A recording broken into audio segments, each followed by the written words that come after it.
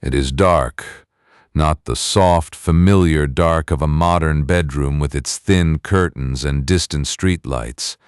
This is a deeper dark, a thick, total dark that presses against you from all sides, the kind of dark that existed before electricity, before gas lamps, before anything that burned reliably through the night. You are lying still. Somewhere beneath you is a straw-stuffed mattress, and around you is the gathered warmth of sleep, the warmth your own body has made under a wool blanket, and perhaps a second one, and perhaps the weight of a rough linen sheet on top of that. That warmth is the only warmth in the room. The stone around you is cold. Not cold the way a kitchen tile is cold when you step on it barefoot. Cold the way only old stone can be. A coldness that has been building since autumn, stored in walls that are sometimes 4 feet thick, walls that do not breathe, walls that have been holding winter in their bones since the first frost came months ago. In here, in the deep middle of a medieval night, the air near your face is close to freezing. You can smell it before you can see it. There is a smell of old smoke, not fresh smoke, not the lively crackling smell of a fire just lit, but the slow, settled scent of smoke that has seeped into everything over years. Into the tapestry on the wall, into the straw on the floor, into the wooden beams overhead, into the stones themselves. It is not unpleasant. It is simply the smell of here, of warmth, used and stored and gone. Beneath the smoke there is damp.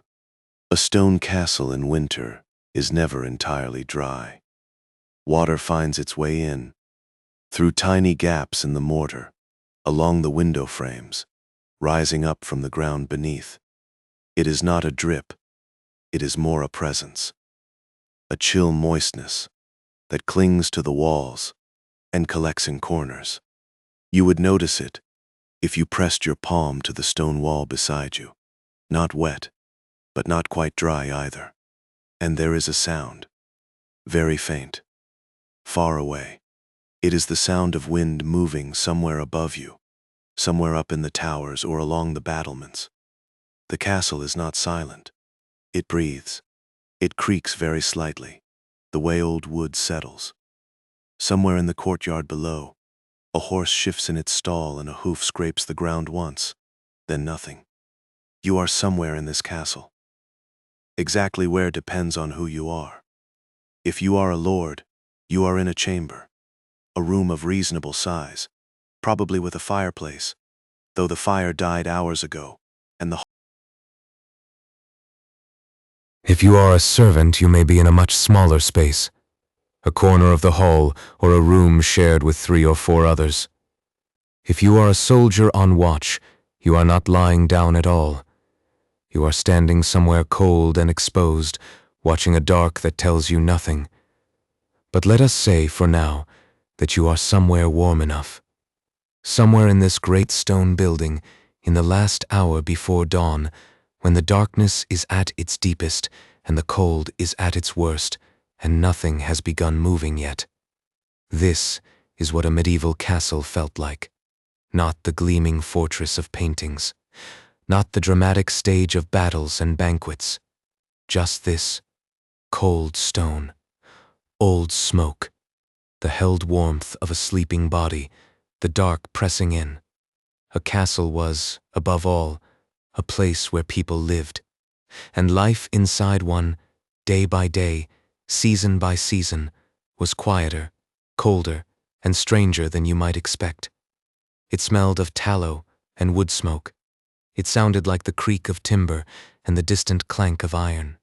Its mornings began before sunrise, and its nights ended early for most.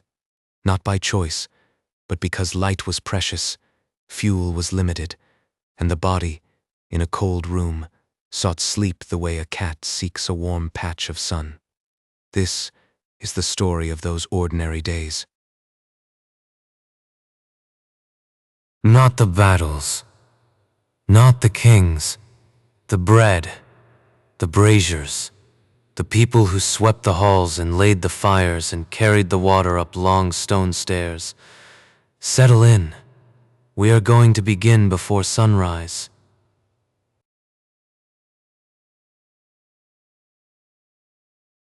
The first person to wake in a medieval castle was almost never the lord. It was a servant, quite possibly the youngest one.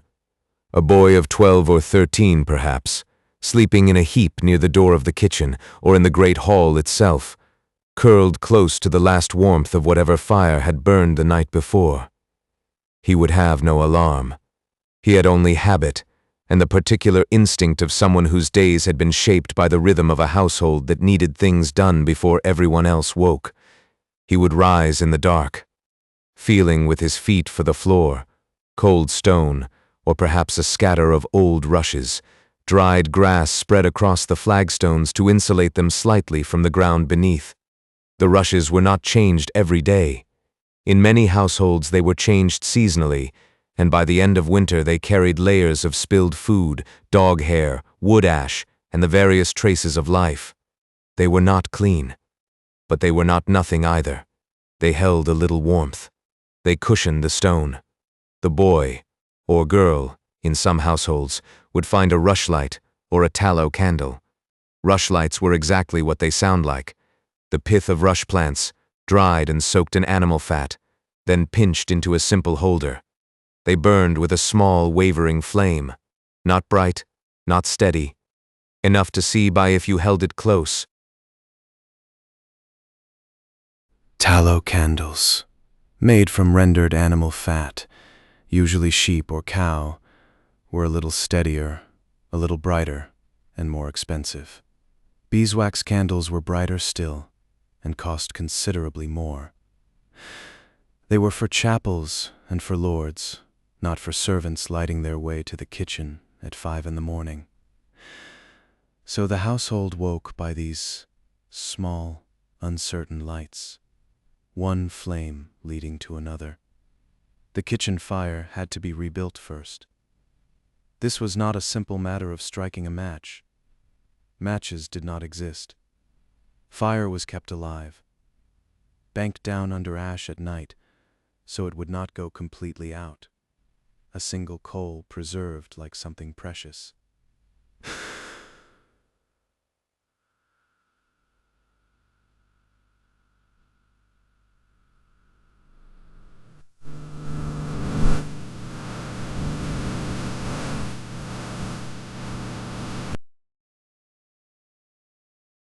You would hear the castle waking in stages if you lay still and listened.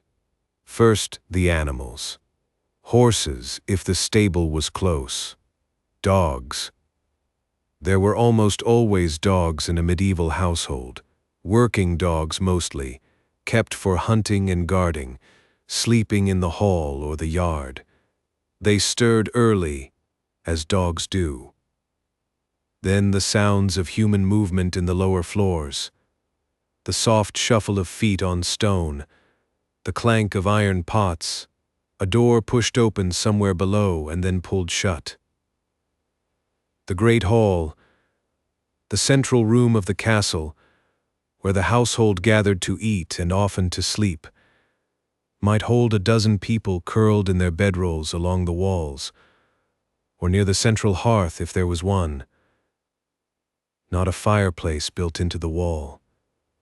In many early medieval halls, the fire was lit in a pit or on a raised stone platform in the middle of the floor, and the smoke rose to a louvre, a kind of vented opening in the roof that let it escape. This worked reasonably well. It also filled the upper part of the room with a permanent haze of smoke, which is one reason the higher you were in a room, the higher the rank you needed to eat, the more smoke you breathed. These sleepers in the hall would begin to stir when the noise and light from the kitchen filtered through, and when the cold became harder to sleep through. Dawn brought a slight brightening even before the sun rose, the sky lightening from black to a dark blue to a pale gray, and through the narrow windows of the castle, unglazed in many earlier centuries, that shift in light would slowly penetrate even the deepest rooms. Those windows are worth pausing on. In the 12th and 13th centuries, glass was expensive and relatively rare in domestic buildings. Even in a wealthy castle, glass windows were not a given. Instead, windows were small, narrow slits in thick walls, designed for defense as much as light, and they were covered with wooden shutters. Shutters could be closed against the wind and rain, but they also blocked all the light. Open them, and you had light, but also cold. Close them, and you had warmth, but also darkness. This was the constant daily negotiation of life in a stone building, with no central heating and no glass. By the end of the 13th century, and into the 14th, glass began to appear more widely in the upper reaches of wealthy households. First in the chapel. But even then, glass was precious enough that wealthy lords sometimes had their windows removed when they left a residence, packed up and taken with them to the next castle. Windows were furniture. The lord of the castle would not wake with the kitchen servants. He, or she, in the case of a lady running a household, which was common, would rise a little later, perhaps an hour before the morning meal, to prayers. The medieval day was organized around the liturgical hours, a system of prayer times inherited from monastic life that divided the day into regular intervals, beginning with matins in the deep middle of the night, moving through lauds just before dawn, then prime at sunrise, and so on through the day. Most ordinary people in a castle did not observe all of these. They were the strict practice of monks and nuns.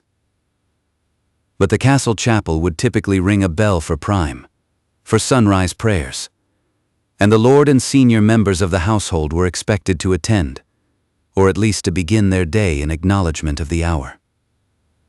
The priest or chaplain attached to a wealthy household was not merely a spiritual figure. He kept the hours. He marked the shape of the day. The chapel in a castle was often a small room, sometimes built into a tower or tucked into a corner of. The floor was stone. The light came from candles, good ones, beeswax, smelling of honey, and through whatever windows the chapel had, which were often the finest in the building. On a cold winter morning, your breath would mist in the chapel just as it did everywhere else. Prayer was a physical experience of cold air and candlelight and the sound of Latin in a small stone room. Meanwhile, below and around this, the ordinary machinery of the household ground on. Floors needed sweeping, dogs needed feeding, the night soil, the waste from chamber pots and the garderobe, the small privy chutes that ran down the outside walls of a castle, needed dealing with. Fires in occupied rooms needed laying. Wood needed carrying. Bread that had been set to rise the night before needed tending. A large castle was not a quiet place in the morning. It was more like a small, busy village enclosed in stone. Dozens of people, each with a place in a hierarchy that determined what they did, when they did it, where they slept, what they ate, and how they were addressed. The steward managed the household, the accounts, the staff, the supplies. By the time the sky outside was fully light, the castle had been awake and working for hours already. The cold had not left. It never fully left in winter. But the fires were burning now, and the smell of wood smoke was fresh and alive. And somewhere in the kitchen the bread was baking, and the day had properly, irrevocably begun.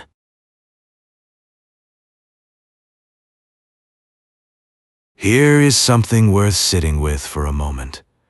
A medieval stone castle had no central heating. It had no radiators, no underfloor pipes, no furnace in the basement sending warm air through ducts in the walls. The stone walls were not insulated.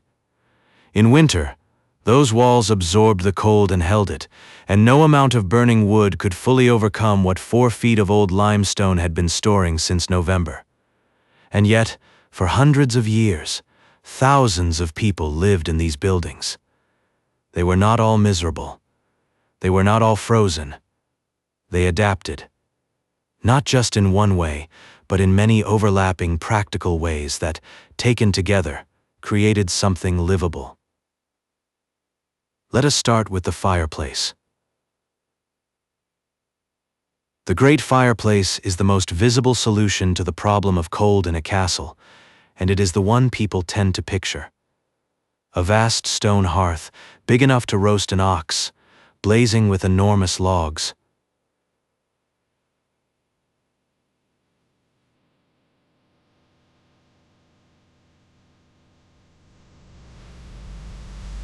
That image is not entirely wrong. In the great hall of a large castle, the central hearth or a wall fireplace could indeed be very large.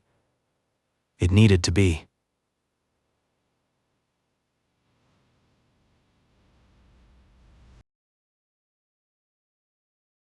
"5 feet from a roaring fire in a great hall, you would be warm. 20 feet away, you would not. The wall fireplace, a hearth built into the wall, with a flue carrying the smoke upward, began to appear more widely in castle architecture from the 12th century onward. It was a significant improvement over the central hearth because it removed the smoke from the room more reliably, but it also concentrated the heat against a single wall. To sit by the fire was a privilege. The closer to the fire, the higher your status. The further away, the lower.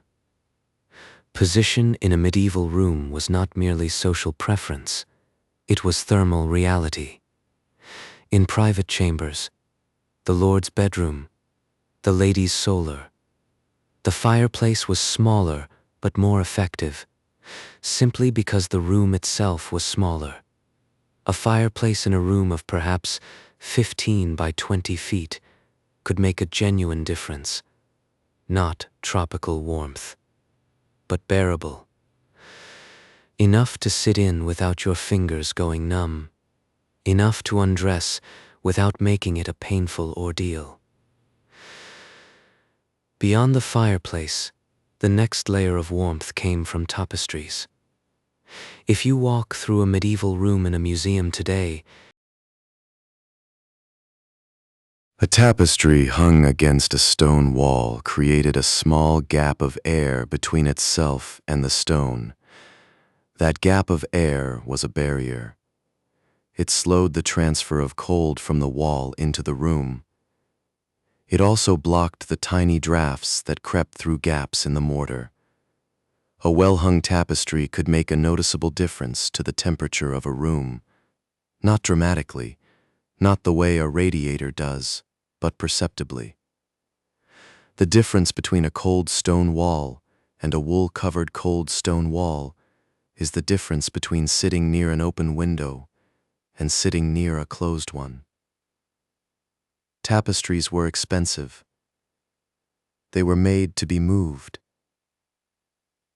A lord traveling between residences would bring his tapestries with him, rolled and loaded onto carts, to be hung in whatever room he would occupy at the next stop. They were not fixed to walls. They were part of the lord's portable household, like the glass windows. Warmth was not a property of a building. It was something you brought with you and set up, and packed away again when you left. The floors, too, were addressed. Stone flags are cold underfoot, and cold rises. Rushes on the floor helped. Not much. Some floors had wooden boards laid over the stone, especially in upper chambers where the effort of carrying boards upstairs was repaid by the warmth they provided.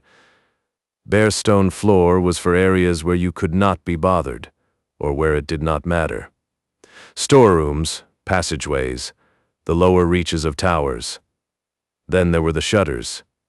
When the shutters were closed at night or in bad weather, they did a great deal to keep the cold at bay. A thick wooden shutter, well fitted into a stone window opening, was a genuine barrier. The problem was that it also darkened the room completely. So the daily rhythm included opening shutters in the morning to let in light, and cold, and closing them again in the evening to preserve warmth, at the cost of darkness. This was not a small inconvenience. It shaped how the day was lived. Work that required seeing had to happen in daylight. Evenings were dim and close, gathered around the fire. Clothing was the next layer. People in a medieval castle did not dress lightly indoors. They wore layers of wool, because wool has a quality that almost no other natural material matches. It retains warmth even when wet. A wool tunic over a linen undershirt, a wool surcoat or gown over that, thick stockings, a cloak for moving between rooms or crossing the courtyard. You did not take your outdoor clothes off when you came inside, because inside was nearly as cold as outside. You adjusted layers. You kept your cloak on in the hall. You took it off only when you were genuinely close to a fire. Wool was everywhere in a medieval household. The sheep were close by, literally in many cases, grazing outside the castle walls. Wool was spun, woven, and made into almost everything. It was heavy. It smelled, especially when wet. But it worked. People who lived with genuine cold, without the option of turning up a thermostat, chose wool over and over again because it was the most reliable material they had. And then there were the beds. A wealthy lord's bed was one of the most expensive objects in the castle. Not the frame, though the frame might be intricately carved. The bed curtains, heavy fabric curtains hung from a canopy or from rails mounted on the wall, completely surrounding the bed on all four sides and overhead. When you pulled these curtains closed, you created a small tent. Your body heat filled that tent. It was, in effect, a room within a room. The air inside the bed curtains, with the curtains closed and the blankets piled on top of you, was measurably warmer than the air a few feet away. This is why bed curtains existed. Not for privacy, though they provided that too. A curtained bed was a portable, personal piece of thermal technology, and it worked. Beneath the Lord's woolen blankets might be a fur coverlet, not as decoration, but as insulation. Furs from various animals were common among those who could afford them. A thick fur covering over wool blankets was the medieval equivalent of a heavy winter duvet. The combination, curtains, wool, fur, linen sheets, a warming body, could make sleeping genuinely comfortable even when the room outside the curtains was very cold. For servants, the arrangement was simpler. A straw mattress or a folded blanket on the floor, a wool covering, perhaps a cloak pulled over for extra warmth, and the company of other people. Shared body heat is not nothing. Two people sleeping in close quarters are warmer than one person sleeping alone. In a large household, servants often slept in groups, not by choice, necessarily, but because a shared room with 5 or 6 bodies in it would be several degrees warmer than an empty one. The cold was, in part, managed by togetherness. There were also braziers, small iron or bronze baskets filled with burning charcoal that could be carried between rooms. Charcoal burns hot and with relatively little smoke, which made it suitable for But it helped. And there was this, the stone itself. Stone is a poor insulator, as we have established. But it has another quality. It holds heat, slowly. A stone that has been warmed by a fire burning in front of it for hours will release that stored warmth slowly over the course of the night. A fireplace that was blazing all day long would heat the stone around it, and that stone would give back warmth gently through the hours after the fire died down. Not enough to make the room comfortable by modern standards, but enough to take the deepest cold off. The room was not as cold as the outside air. The stone had kept something back. All of these solutions together, fire, tapestries, shutters, wool, fur, curtained beds, shared bodies, braziers, slow-release stone, added up to something. They were not dramatic. None of them alone was sufficient.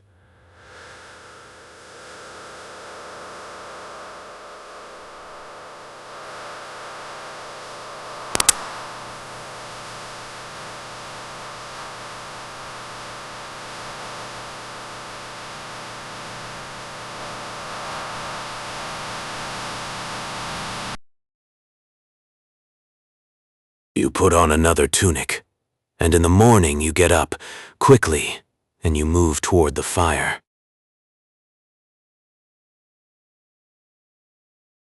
Food in the morning was not complicated. There was bread. There was ale. Sometimes there was a little something else. A piece of hard cheese, a bowl of pottage left over from the previous evening, a handful of dried fruit if the season allowed, and the storeroom was not yet empty. But the foundation of the morning meal, for almost everyone in a medieval castle from the lord to the lowest kitchen boy, was bread and ale. That was breakfast. Day after day, season after season. The bread came first. Bread in a medieval household was not the soft, uniform loaf you might pull from a modern bag. It was heavier, denser. The flour was coarser, milled by hand or by a millstone driven by water or wind, and not sifted as finely as modern flour is. The very finest white bread, called manchet or wastel in various periods, was reserved for the Lord's table. Made from more carefully sifted wheat flour, it was lighter and softer. It was a status food. Its whiteness was the point. White bread meant fine flour, which meant labor and expense. The grayish or brownish bread made from coarser flour. Maslin, a mix of wheat and rye, or sometimes barley, was what most people in the household ate. Medieval bread did not stay fresh the way enriched modern bread does, partly because it had no preservatives and partly because the grain itself was different. By the second or third day it was hard, very hard. Not inedible, you could soak it in the ale, or use it as a trencher, a thick slice that served as a plate for other foods, absorbing sauces and juices as you ate. Old bread was not wasted. It was used. Every part of it. Now, the ale. To a modern person, drinking ale with breakfast sounds odd. It sounds like something you might do once on a holiday as a joke. But in the medieval period, ale was not primarily an intoxicant. It was a beverage. It was what you drank when you were thirsty, the way you might drink water or juice today. The reason is simple and entirely practical. Water from most available sources, wells, streams, rivers, was often contaminated. Not in a way that anyone understood scientifically, because germ theory was still 6 centuries away. But people knew, empirically, that drinking from certain sources made you sick. The connection between dirty water and illness was not universally understood, but the observation that ale was safer to drink than much of the available water was, eventually, widely shared. Ale was brewed with boiling water, and the fermentation process also created an environment hostile to many of the bacteria. But it was generally safer. The ale drunk in the morning was not strong. Medieval ale, distinguished from beer in this period by the absence of hops, which were not widely used in English brewing until the 15th century or so, was brewed in batches of varying strength. The weakest, sometimes called small ale or table ale, had very low alcohol content, much lower than a modern beer, low enough that drinking a few cups of it would not impair you meaningfully. It was nourishing. Ale has calories, malt sugars, some nutritional value, and it was liquid. That was the point. Hydration, in a form that was less likely to make you ill than the water in the courtyard well. Children drank it too. Small ale was considered suitable for children and servants alike. This is not as alarming as it sounds given the strength. It was more like a weak, fermented grain drink than anything recognizably intoxicating. The great hall was where most of this eating happened. Imagine the room. It is long and high-ceilinged. The walls are stone, and if this is a prosperous household, they may be hung with tapestries or painted in bands of color, ochre and red. At the lower end and along the sides, the rest of the household eats. The tables themselves, for most of the household, were not permanent furniture. They were boards, wide, thick planks, laid on trestles, simple sawbuck frames that could be assembled quickly and disassembled just as quickly when the meal was over. To set the table in a medieval household was a literal act. You fetched the boards, you set up the trestles, you laid the boards across them. When the meal ended, you took it all apart and stacked it against the wall. The hall needed to be clear. People slept there. Things were stored there. A hall full of permanent tables would be a hall that was permanently impractical.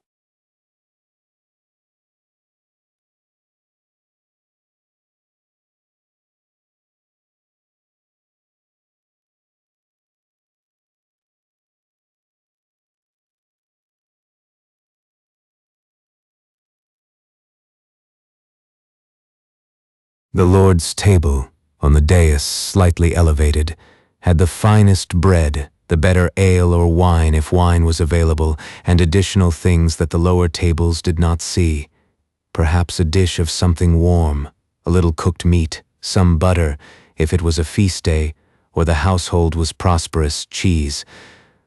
The Lord and his immediate family and honored guests sat here, with their backs to the wall, facing the room.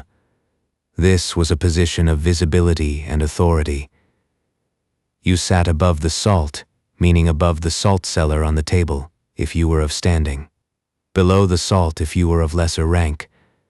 The phrase has survived into modern use, though few people using it today know what a salt cellar looks like. For the household servants and workers eating at the lower tables, the meal was simpler. Bread. Ale. Pottage, if there was any. A thick soup or stew of grains and whatever vegetables were available, possibly with a little meat on good days, more often without. Pottage was the daily staple of most people in medieval England and much of Europe. It was easy to make in quantity. It was filling. It used everything. Bones boiled for stock, scraps of vegetable, the outer leaves of cabbages. Pottage wasted nothing. The morning meal was called the first meal, or sometimes the breakfast, though that word carried a slightly different weight. It meant breaking the fast of the night, which was a genuine act, especially for those who had followed religious guidance about abstaining from food in the hours before morning prayer. For working people, though, the practical meaning was simply this: eating something before the day's labor began. The meal was not leisurely, not in the morning. This was not a time for long conversation or elaborate ceremony that belonged to the midday meal, the dinner, which was the main event of the day. Breakfast was functional. You ate, you drank, you prepared. The household ate at different times. The Lord might not come to the hall for the morning meal at all, eating privately in his chamber, and the kitchen staff might have eaten even earlier, a quick mouthful before the work of preparing food for others began. There was a particular quietness to the morning meal in the great hall.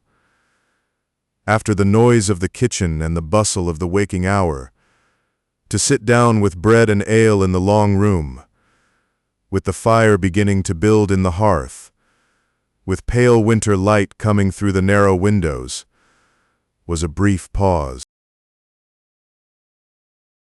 The hall smelled of smoke and wet rushes and the remains of yesterday's food. The fire crackled at the far end, and the sound of it was the closest thing to comfort the room offered. You would eat quickly, warming your hands on the cup of ale, feeling the heat spread from your stomach outward through your cold body. And then, meal done, boards beginning to be dismantled, the cups collected back to the kitchen, the morning truly arriving now in the pale gray light. The castle shifted from the stillness of eating into the noise of work. There were horses to exercise and stalls to muck out. There were stores to count and accounts to keep. There were walls to patrol and duties to attend to. There was spinning and weaving and sewing, because a household of this size made much of what it needed from scratch, and the making never stopped. There were messages to carry and letters to write, if anyone in the household could write. There were sick animals and broken tools, and the thousand small problems that a large, self-sufficient community generates every single day. The cold had not lifted. It would not lift for hours.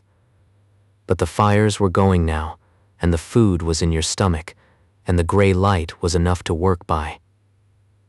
The morning had passed. The long day was beginning.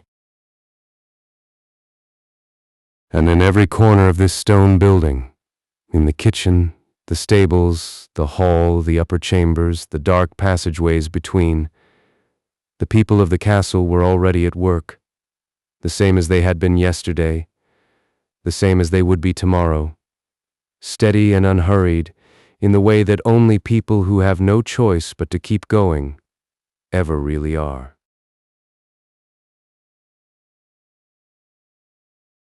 By the time the sun has climbed above the eastern wall, the castle is already moving, not dramatically, not all at once, but in the way a large household always moves, in pieces, in small tasks, in the soft accumulation of 100 small necessities that together keep a place alive.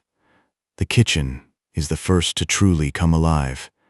It has been warm all night, really. The great hearth at the center of the kitchen never fully goes out.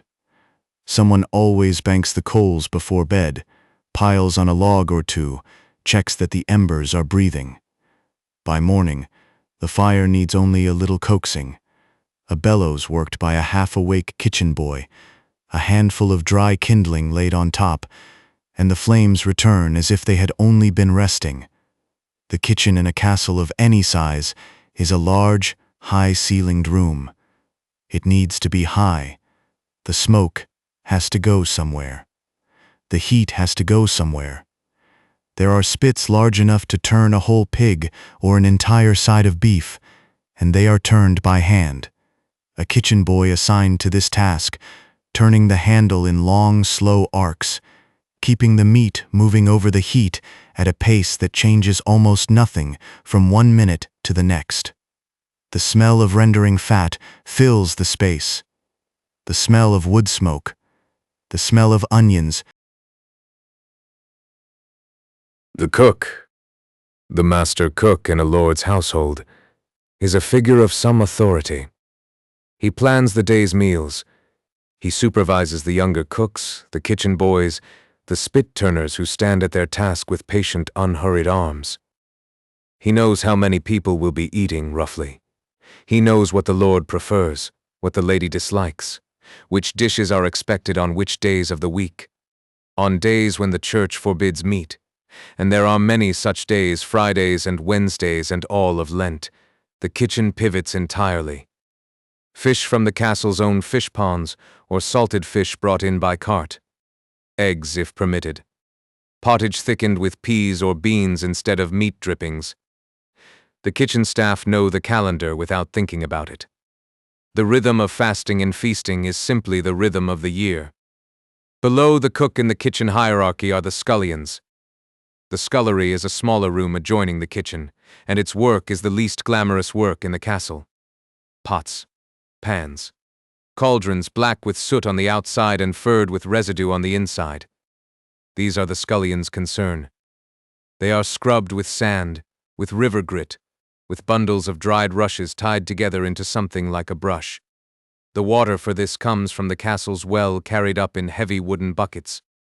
A scullion's arms, by the end of a day, feel like lead. There is also the washing of platters and bowls, the rinsing of cups, the scouring of the great iron racks on which meat rests before the fire. None of it is interesting. All of it is necessary. The scullion does it again tomorrow, and the day after that, and the day after that, somewhere nearby, usually in a separate outbuilding or a low structure against the inner curtain wall. The bakehouse is already deep into its work. The baker rose before almost anyone. The ovens of a castle bakehouse are not like the small clay ovens you might find in a cottage. They are proper domed stone ovens, large enough to bake dozens of loaves at once. To heat them, a fire is built inside the dome itself, allowed to burn down to coals, and then the coals are raked out, and the bread goes in on long wooden peels, flat paddles with handles as tall as a man. The bread of a medieval castle comes in several qualities, and they are not served equally. The finest white bread, the manchet or the pain de main, goes to the lord's table, made from carefully sifted flour. Further down the hall, coarser loaves appear, and the very coarsest bread, called trencher bread, is not really meant to be eaten at all. It is baked days in advance, cut into thick slabs, and used as a plate, a kind of edible plate on which wet or sauced food is piled. At the end of the meal, the trencher, now soaked through and softened, may be given to the poor who gather at the castle gate, or to the dogs who wait under the tables. The bakehouse and the brewhouse often sit close together, sharing a kind of yeasty warmth. The brewhouse produces ale. Ale in this period is not an indulgence. It is sustenance. The water of medieval settlements, even the well water of a castle, is not always safe to drink, and everyone knows this in a practical, unspoken way, the way people know things that have simply always been true. Ale is safer. It is also thicker than water, slightly cloudy, not very strong by modern reckoning, but nourishing in a way that plain water is not. The brewer, sometimes called the alewife in smaller households, sometimes a man in larger establishments, manages a continuous cycle of soaking, sprouting, drying, and fermenting grain. There is always ale at some stage of the process, always some that is ready, some that is brewing, some grain being prepared. The smell of a brewhouse is warm and yeasty and vaguely sweet. It is one of the more pleasant smells the castle produces. On the other side of the bailey, far enough from the kitchen that the smells do not intermingle too unpleasantly, are the stables. A castle's horses are not simply conveniences, they are investments. A good destrier, a war horse trained for battle, is worth more than most people in the castle will ever handle in coin. A well-bred palfrey for the lady's riding is similarly valued. These animals are cared for with a seriousness that matches their worth. The grooms are up at dawn, earlier sometimes. The horses need feeding before the household needs anything else. Hay from the loft above the stable floor brought down by the armful. Grain, oats, usually, measured out by the groom's practiced eye. Water from the same source that serves the kitchen, hauled in the same heavy buckets. The stalls need mucking, and the muck needs to go somewhere. Usually a pile against the outer wall of the stable yard, composting down through the season. The groom also grooms, the word is not a coincidence. He brushes the horses' coats, checks their hooves, looks for signs of lameness or sickness, picks tangles from their manes and tails. He knows each horse's temperament. He knows which one cannot stand to be approached from the left, which one will try to bite if you linger too long near its neck, which one is sweet-natured and will rest its nose on your shoulder if you let it. In the great hall or in the room adjacent to it, the steward is already at his table. The steward, sometimes called the seneschal, is the lord's right hand in all matters of administration. He keeps the accounts. He supervises the provisioning of the castle, negotiating with suppliers, tracking what comes in and what goes out. He settles disputes among the household staff. He manages the finances in the lord's absence. The steward's table is covered with rolls of parchment, not paper. Paper is expensive and relatively rare in this period. Parchment, stretched and dried animal skin, thin and slightly translucent, is the medium of record-keeping. The steward writes in a careful hand, using a quill cut from a goose feather, dipped into ink made from oak galls and iron salts, a liquid that begins gray on the page and darkens slowly to black. He makes lists. He tallies numbers. He writes letters on behalf of the lord. His handwriting may be the clearest in the castle. The room around him is still and gray in the morning light. The single candle on his table has left a small pool of warmth in the air above it, but the rest of the room is cold. He does not seem to notice. His quill moves in small, careful arcs across the parchment, and the only sound is the soft tratch of it, steady and unhurried, the sound of a man who has sat in this chair every morning of his working life and expects to sit in it again tomorrow. The chamberlain occupies a different role.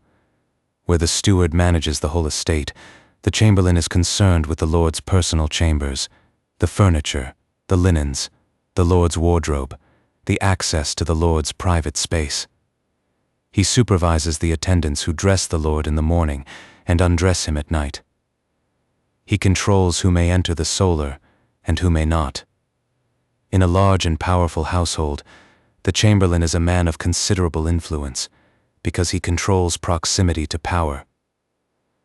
Move through the corridor from the lord's solar toward the opposite end of the keep, and the character of the sounds changes. The scratch of the steward's quill is gone. The purposeful quiet of administration gives way to something softer. The rustle of cloth, the low murmur of women's voices, the small domestic sounds of a household attending to itself from the inside out. The lady of the castle has her own sphere. This is not a small thing.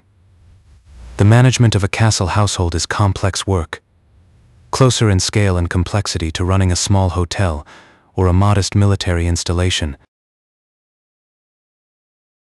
She manages the distribution of cloth and thread for mending and making garments.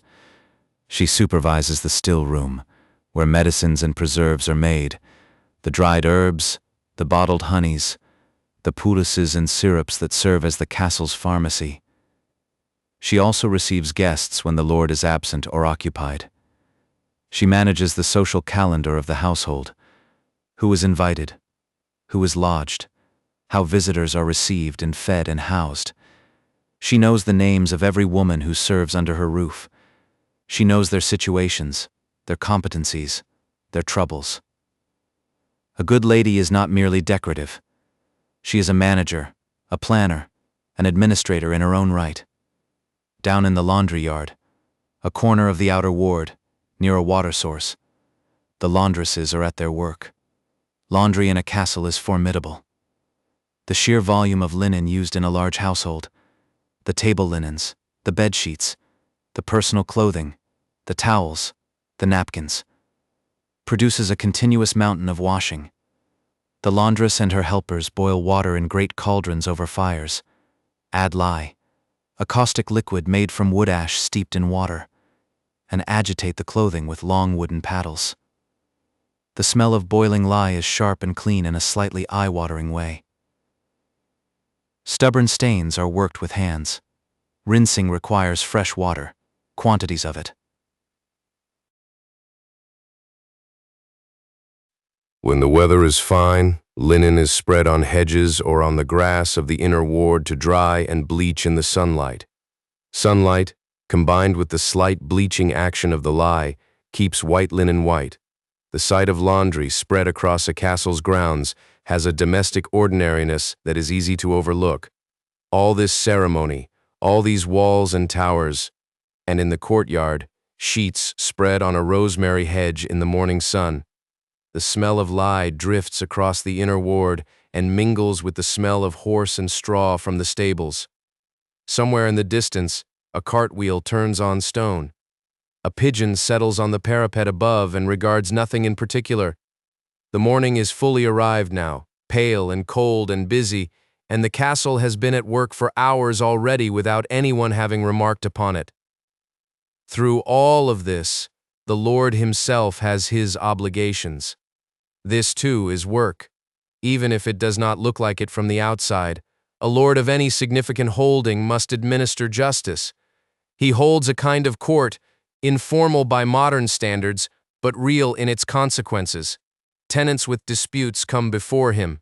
A man who has encroached on his neighbor's strip of field, a miller accused of short-measuring grain, a question of who owes what labor to whom. The Lord hears these cases, makes decisions, imposes penalties, or offers settlements. His word carries the force of local law. He also receives correspondence. Letters arrive by messenger. Riders who have come from other estates, from the king's court, from distant relatives. The Lord dictates replies to his clerk, or reads the letters himself if he is literate, which is not guaranteed in the 12th century and increasingly common by the 14th. He signs documents. He affixes his seal, a personal wax impression on a disc of lead or wax, unique to him, his mark of authentication in a world before signatures were universal. In between these formal duties, there are 1,000 small decisions. Which field should be plowed next season? Whether the timber in the North Wood is ready for cutting, whether the garrison needs new arrows fletched, and who should pay for the goose feathers, whether the roof over the gatehouse has begun to let in water, and whether it needs attention before winter. It is not glamorous. It is the steady, unremarkable work of keeping a complex place functioning. The castle does not run itself. It runs because people run it, day after day, in all weathers, in all seasons, because the alternative is for things to fall apart, slowly, imperceptibly, and then all at once. Somewhere below the Lord's hall, a door opens onto the courtyard. The cold air comes through it for a moment, real cold, with the smell of frost still in it. And then the door closes again, and the warmth of the room reasserts itself, and the sound of the quill, and the fire, and the low exchanges of the household continue as before. All around the walls, the garrison soldiers have their own daily rhythm. They are not, on most days fighting. A castle at peace is the normal state. The garrison exists as a deterrent, a presence, a readiness. And maintaining that readiness means practice. Every morning, or most mornings, there is some form of exercise. Archers practice at the butts, wooden targets set at known distances in the bailey or against the outer wall. An English longbowman must draw a bow with a pull of 100 pounds or more, a feat that requires years of practice and produces, over those years, a measurably asymmetric skeleton. The drawing arm's shoulder and spine visibly different from the other side. They practice because skill fades. 30 shots a day. 50. The arrows are retrieved and shot again. Men-at-arms train differently. A wooden pell, a post set in the ground at roughly man height, serves as a practice opponent for the swordsman. The sound of a blade striking the post rings out across the yard with a flat wooden crack, and through all of this, through the cooking and the brewing and the mucking and the accounting and the laundering and the drilling, the castle continues to breathe. Fires burn, water is carried, animals are fed. Children who serve as pages run errands between one part of the building and another. Dogs follow people from room to room, alert for any dropped scrap. It is not a simple life, but it is not a chaotic one either. It has deep, settled rhythms. Daily, weekly, seasonal, that make it feel from the inside like the natural order of things. Like the way a tide comes in and goes out, like the way the sun rises and sets without being asked. The work of the castle is the work of the castle. It always has been. It always will be, for as long as these walls stand.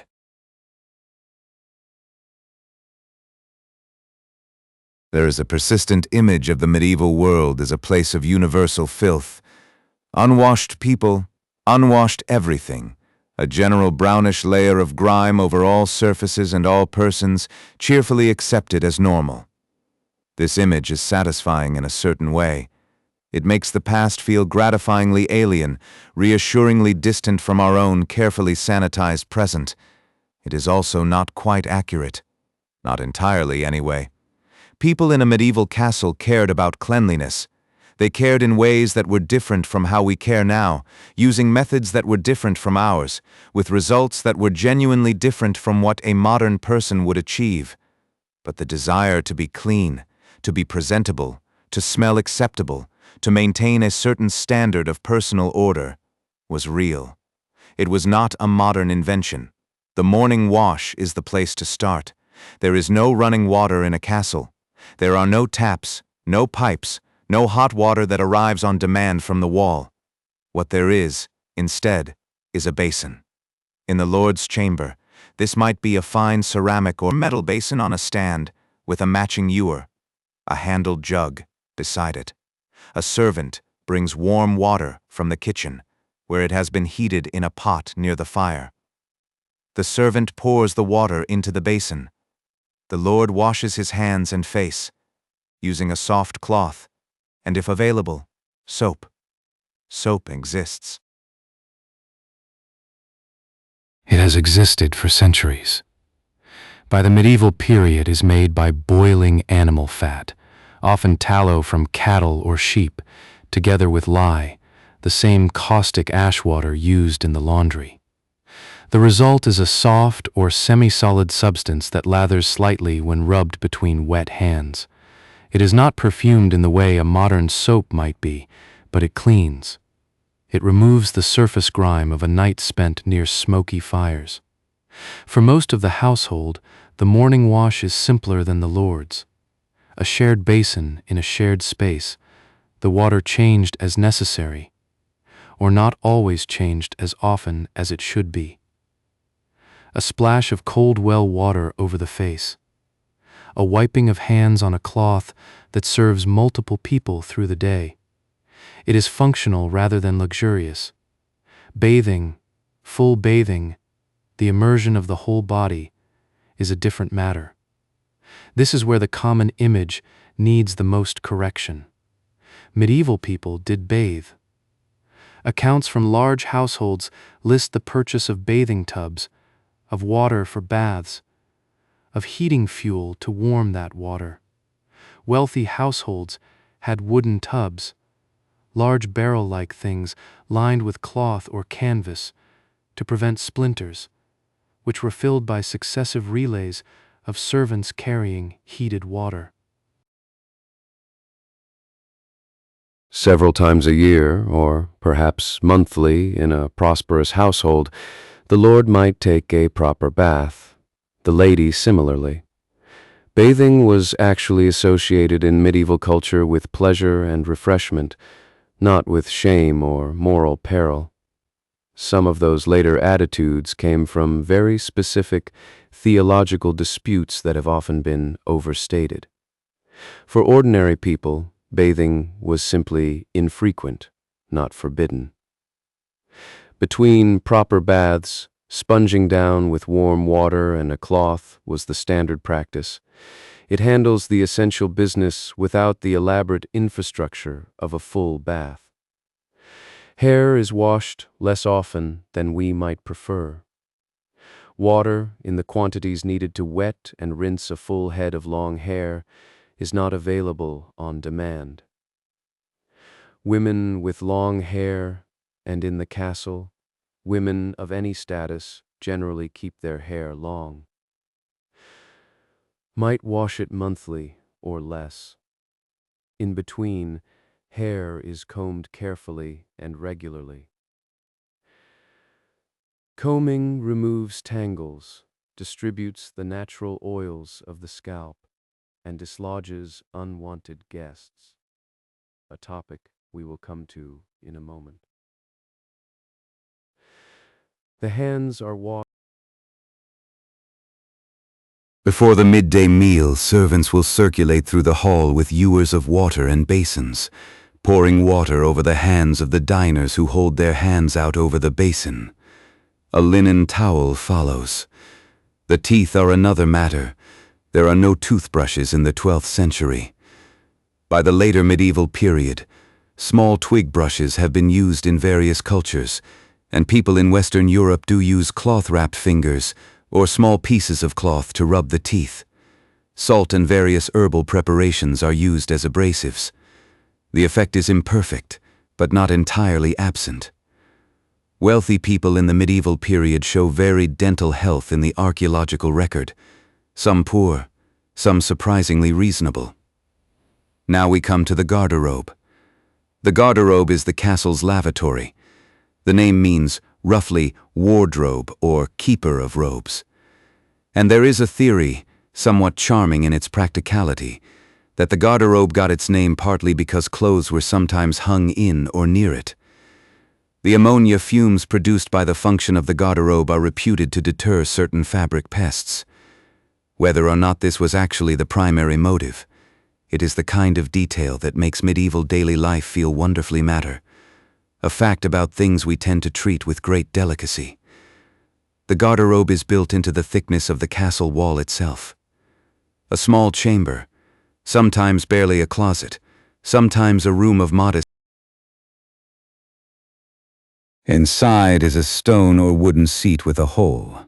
Below the hole, a vertical shaft drops through the wall, sometimes many feet down to the outside of the castle, or to a pit at the base. In castles built near water, the shaft may empty directly into a river or moat below. This arrangement is more sophisticated than it first sounds. The garderobe is private, or at least semi-private, which is more than some alternatives. It is not inside the living quarters, which is a meaningful improvement over the chamber pot.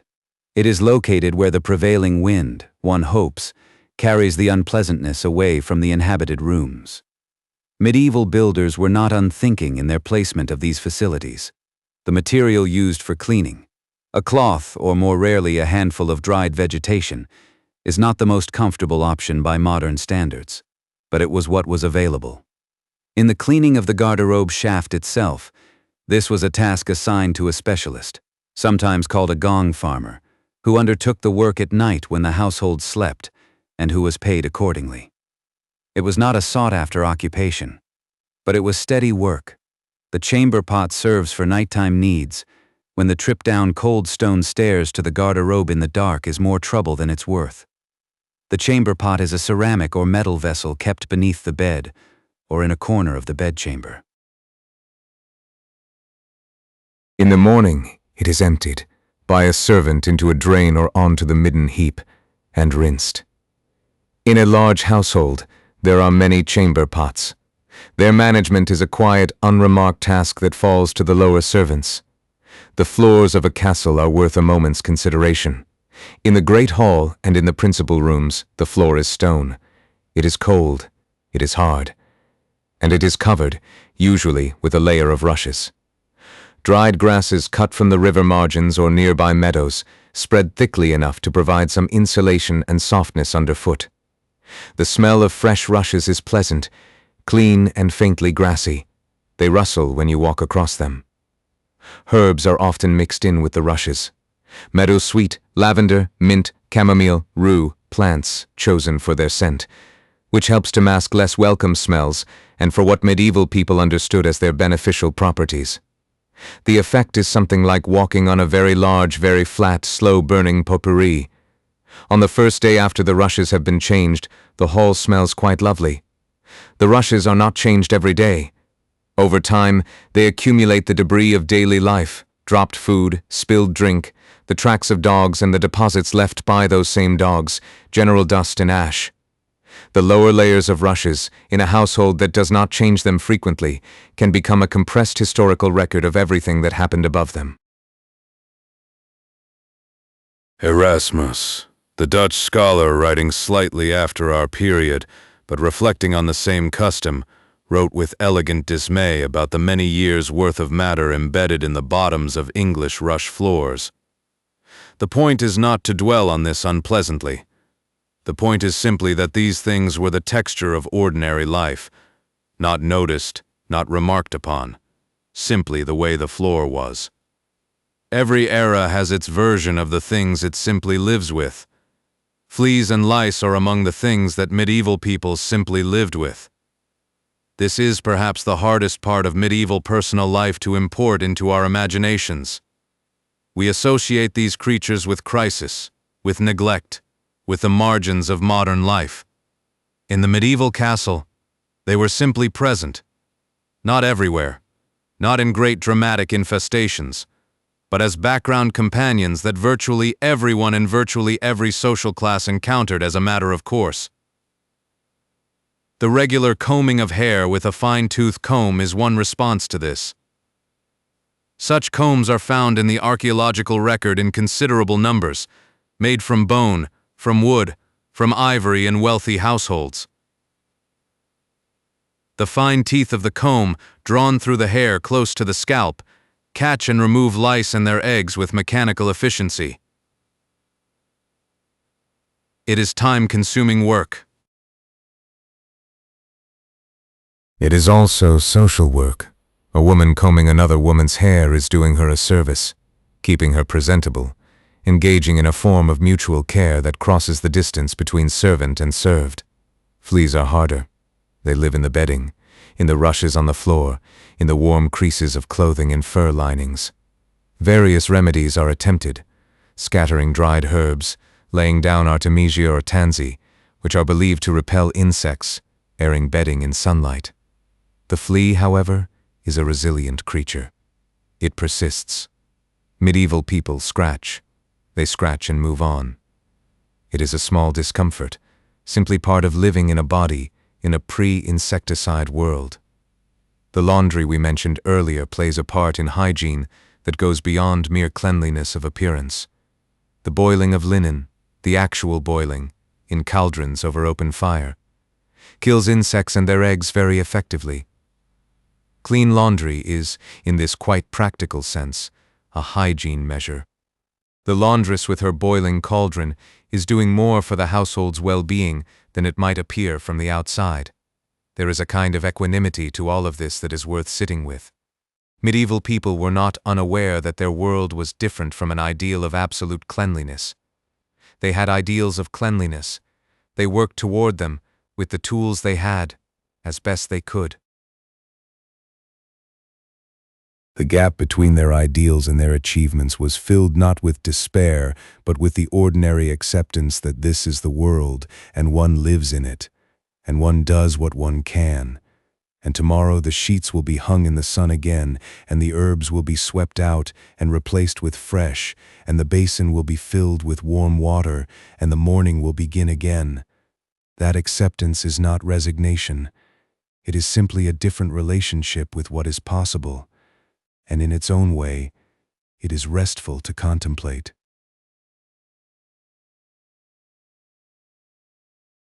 Sometime around midday, the exact hour shifting with the season, earlier in winter when the light is short, later in summer when there is time, the castle's great hall comes into its fullest life. This is the main meal of the day. In a castle of any standing, this meal is not simply sustenance. It is theater. It is ceremony.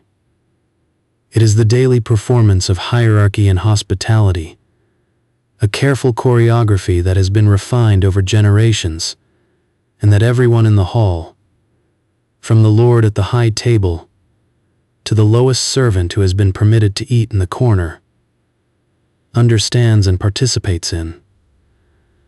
The hall itself is the great common room of the castle.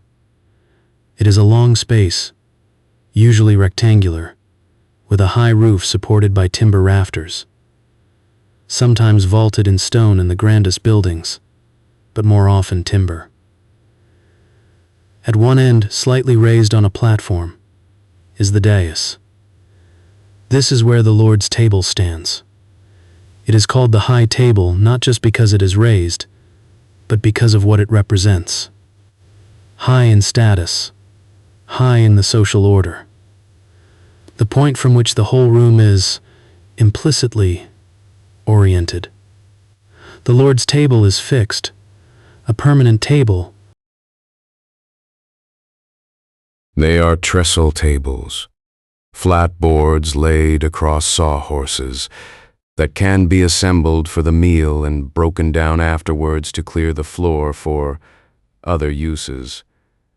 The phrase, setting the table, is almost literal in this context. The boards go up, the trestles go under, the linen goes over. And when the meal is done, it all comes apart again. Before anyone sits, there is the washing of hands. A servant carries a ewer of warm water and a basin through the hall. Each person holds their hands over the basin while water is poured over them, then dries on the offered linen towel. The sequence is hierarchical, the Lord first, then those at the high table, then the others in order of their rank down the room. It is a ritual, as much as a practical matter. It marks the beginning of the meal. The Lord takes his place at the center of the high table. The lady sits beside him. To their left and right, depending on the day and the occasion, might sit honored guests, senior members of the household, the castle chaplain. The arrangement of who sits where is not casual. The great salt is a salt cellar, but that description does not do it justice. In a wealthy household, the great salt is a significant object, sometimes large and elaborate, made from silver, sometimes shaped like an animal, or a ship, or some other ornamental form. It holds the salt that seasons the Lord's food. It sits at the point of division. To sit above the salt, that is, between the great salt and the Lord, is to be among the most honored in the room. To sit below the salt is to be of lower rank. The phrase below the salt has survived into modern English, a linguistic fossil from the medieval hall. Every time someone uses it casually today, they are reaching back, without knowing it, to a stone hall and a silver salt cellar and the very particular social mathematics of the high table. The food arrives in a procession. The word procession is not too grand. In a great lord's hall on a significant day, the arrival of dishes from the kitchen involved actual ceremony, the steward preceding the servers walking in order, a certain formality to the whole sequence. Even on ordinary days there is some version of this. Not courses in the modern sense, where each course is a single dish, but courses in the medieval sense, where each course is a group of dishes brought out together and placed on the table for people to reach toward as they wish. There is no individual plating. The food sits in the center of the table, in large serving vessels, and each person helps themselves, or is helped by a servant if they are important enough to merit one. The first course might include roasted meats and spit-roasted fowl and thick pottages, stewed dishes, closer to thick soups or stews than to any individual modern dish. Pottage is the staple of medieval cooking. It is adaptable to any ingredient, any season, any rank. A lord's pottage might contain fine ground spices, saffron, wine, good cuts of meat. Servant's pottage might contain leeks and dried peas and little else. The name is the same. The contents reflect the distance between the tables.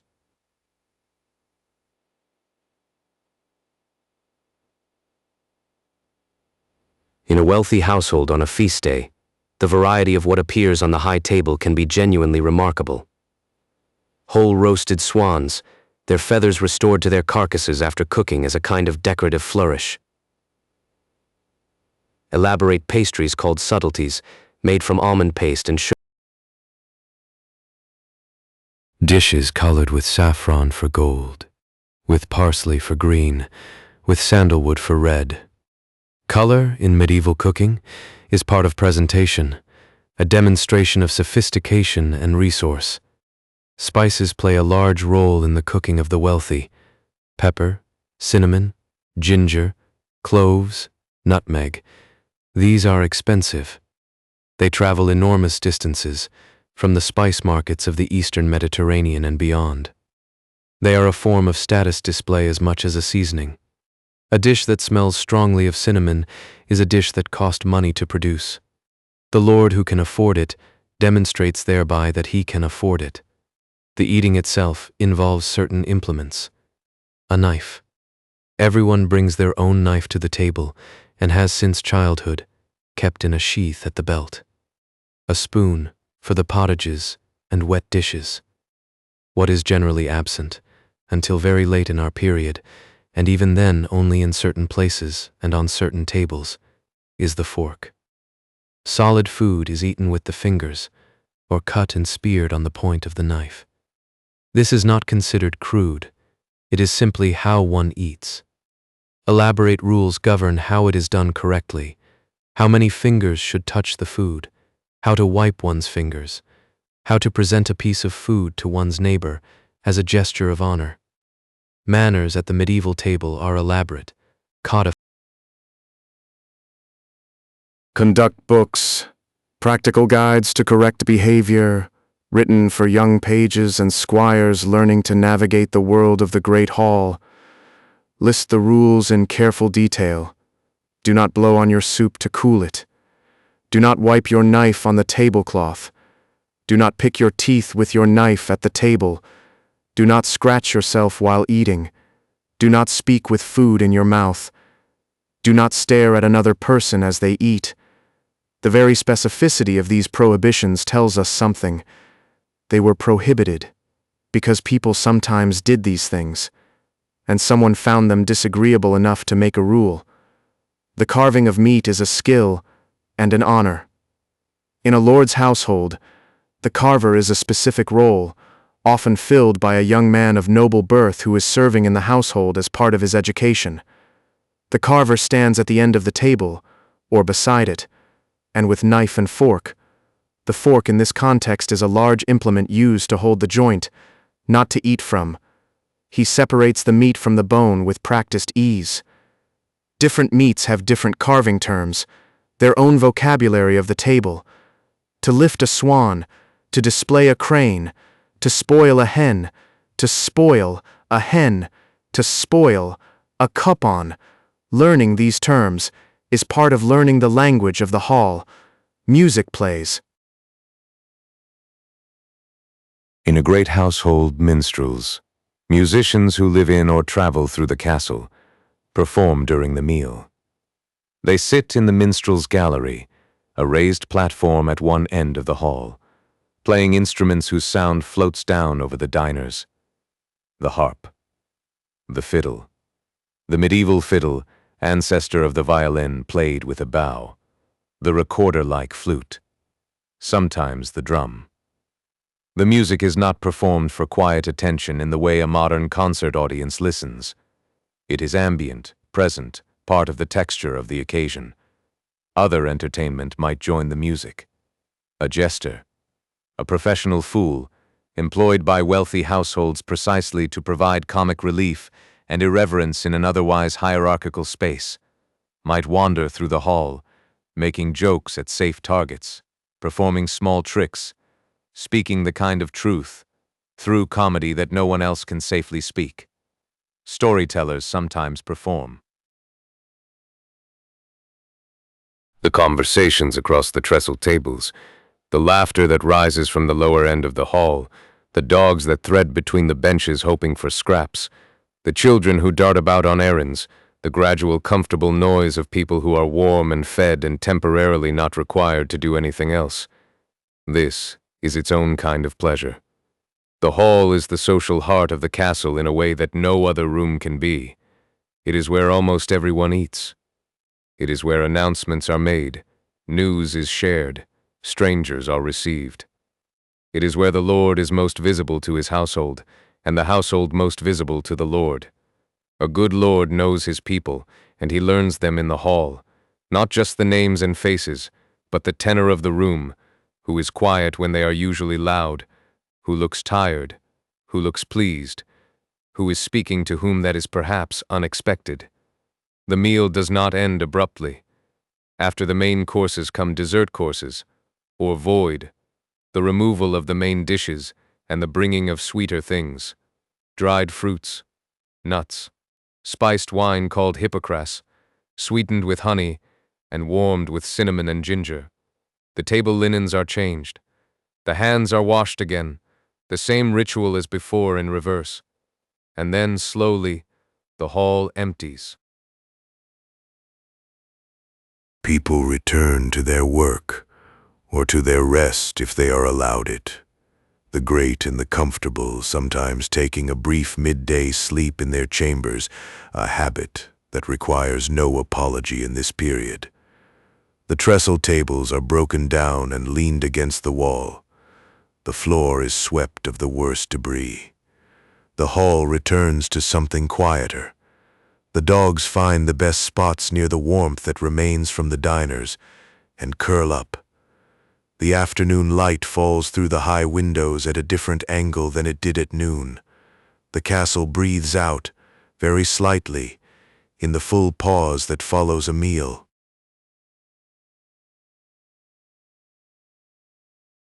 The soldiers who garrison a castle spend most of their time not fighting. This is worth saying clearly, because the imagination tends to fill a castle with constant martial drama, swords drawn, arrows flying, the machinery of siege and defense in perpetual operation. The reality is quite different. A castle in peacetime is a place of considerable, if purposeful, monotony. The watch is the fundamental rhythm of garrison life. Someone must always be watching. Day and night, in all weathers, in the quietest and longest hours, A soldier stands on the walls and looks out. He watches the road that approaches from the south. He watches the tree line at the edge of the visible world. He watches the river, if there is one. He watches specifically for anything that is not what it was an hour ago. Most of the time, there is nothing. The road is empty. The tree line is still. The river moves as it always moves. A heron stands motionless in the shallows for a long time and then is suddenly gone. A cart appears in the distance, resolves gradually into a farmer and a donkey carrying firewood, passes without incident. The watch notes this, notes that the cart came and went. Stands for another hour. The experience of standing watch in winter is particular. The wind on the wall walk, the walkway along the top of the curtain wall, is not the same wind you feel down in the courtyard. It is colder, and it is continuous. There is no shelter from it up there, no building to break its approach. A soldier on watch in January wears everything he can: his wool undergarments, his tunic and surcoat, his cloak, possibly a padded gambeson meant for fighting, but useful also for warmth. He stamps his feet. He moves his weight from one leg to the other. He presses his hands into his armpits to keep the fingers from stiffening. Watches are usually divided into periods of a few hours each, long enough to be thorough, short enough that a man's attention does not completely fail him from sheer fatigue. A garrison of reasonable size can rotate through the watches with each man standing his share, without being required to do it continuously. At the change of the watch, the outgoing man hands over to the incoming man with a brief exchange, anything to report, any change observed, and descends the stairs to warmth and rest. The rest of the garrison's day, when not on watch, follows a rhythm of maintenance and readiness. Weapons need attention. A sword blade left without care will rust in the damp stone castle environment. The moisture that seeps through walls, that beads on cold surfaces in warm weather, that makes the air feel heavy in autumn and spring.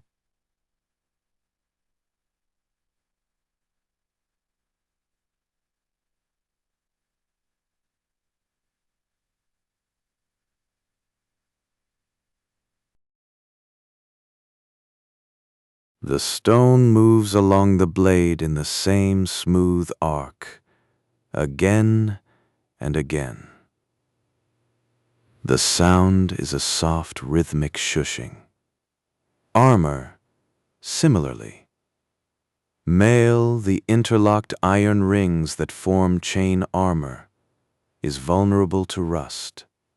It can be cleaned by rolling it in a barrel with sand and rolling the barrel along the ground, the sand working against the rust like a very slow abrasive. Plate armor, for those who have it, requires more careful work. Individual pieces wiped down, joints checked, leather straps, and buckles examined for wear.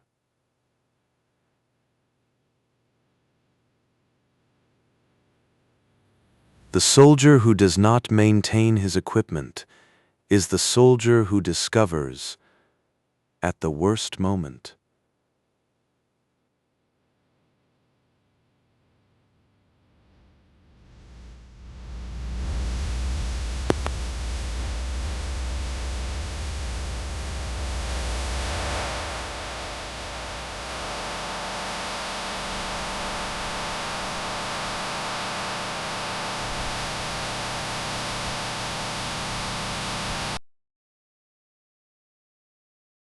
Men talk. They tell stories. The same stories they have told before, to the same audience. But stories bear repetition in a way that tasks do not. They play games.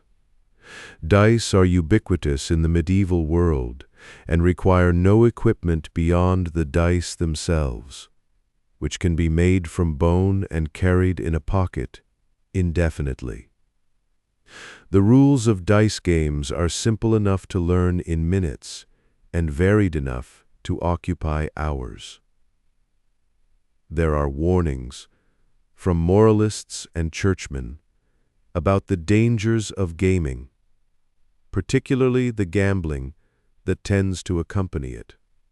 And these warnings exist precisely because the gaming was so prevalent.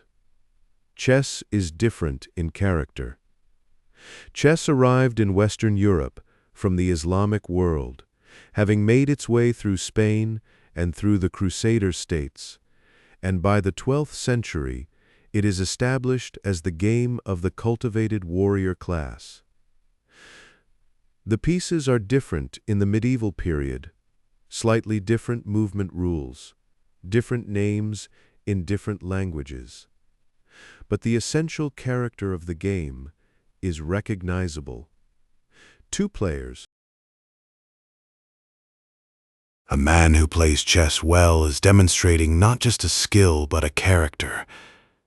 Tables, the medieval predecessor of backgammon, is also widely played, requiring both skill and luck in a combination that many people find satisfying.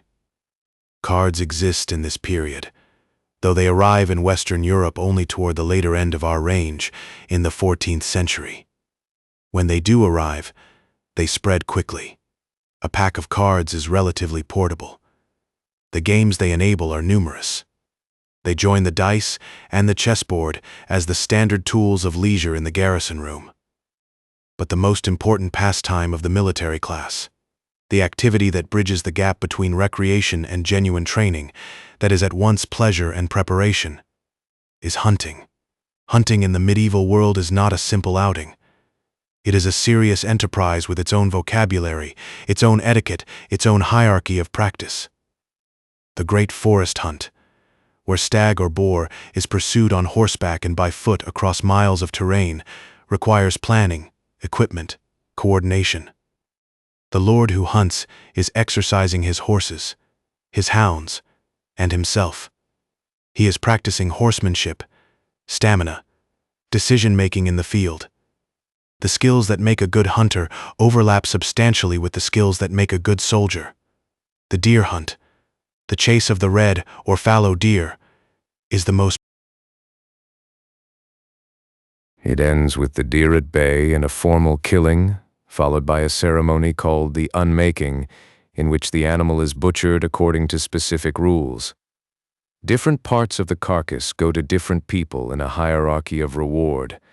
The huntsman, the hounds, the lord, each receives their due portion in a small mirror of the larger social order. The hounds are well-regarded members of the extended household. They live in kennels near the stables under the care of the huntsman and his assistants, and they are known individually by name and by character. A good hunting hound is a valuable animal, trained over years to follow a scent reliably, to work with other hounds without conflict, to respond to the huntsman's horn. Its welfare is a matter of practical concern. Hawking, falconry, is a different kind of hunting. It is quieter, more intimate in scale. A single hawk or falcon, hooded and perching on the leather-gloved fist of its handler, launched into the air to pursue smaller birds across open meadow or marshland. The bird returns, or does not, if it is not well trained, and in its return is the triumph. Falconry is close to a craft. It requires deep knowledge of the bird's behavior, patience in training that stretches over months. Givercons, from the far north, command extraordinary prices when they are available. The sport of hawking crosses gender lines. Women of the castle also hawk, riding out with their birds on their wrists, participating in an activity that requires skill rather than physical strength, and therefore admits them on equal terms to the pleasure. In the late afternoon, the hunt or the hawking party returns to the castle. The horses are handed to the grooms. The dogs are settled. The hawks are returned to their mews. The hawk house, hooded and perched on their blocks. Whatever game has been taken goes to the kitchen. The castle closes itself slightly as the sun lowers. Not dramatically, not all at once, but the gates are watched more carefully as the light goes. The drawbridge, if there is one, is raised, or the portcullis is lowered. The massive iron-tipped wooden grate that drops in channels in the gateway passage, controlled by a winch in the gatehouse room above. The sound of it descending is definite and final, a particular clunk and rattle that the whole castle knows without looking up. The watch on the wall continues, but the watchman's task becomes different as the day fades. The slow creak of the gate timbers settling in the cooling air. In the great hall, the trestled tables are being assembled again for the evening meal. Smaller and less formal than the midday feast, a supper rather than a dinner, but still communal, still with the shape of shared food and fire and the low conversation of people who have spent the day together and are now at the end of it. Candles and rushlights are being lit.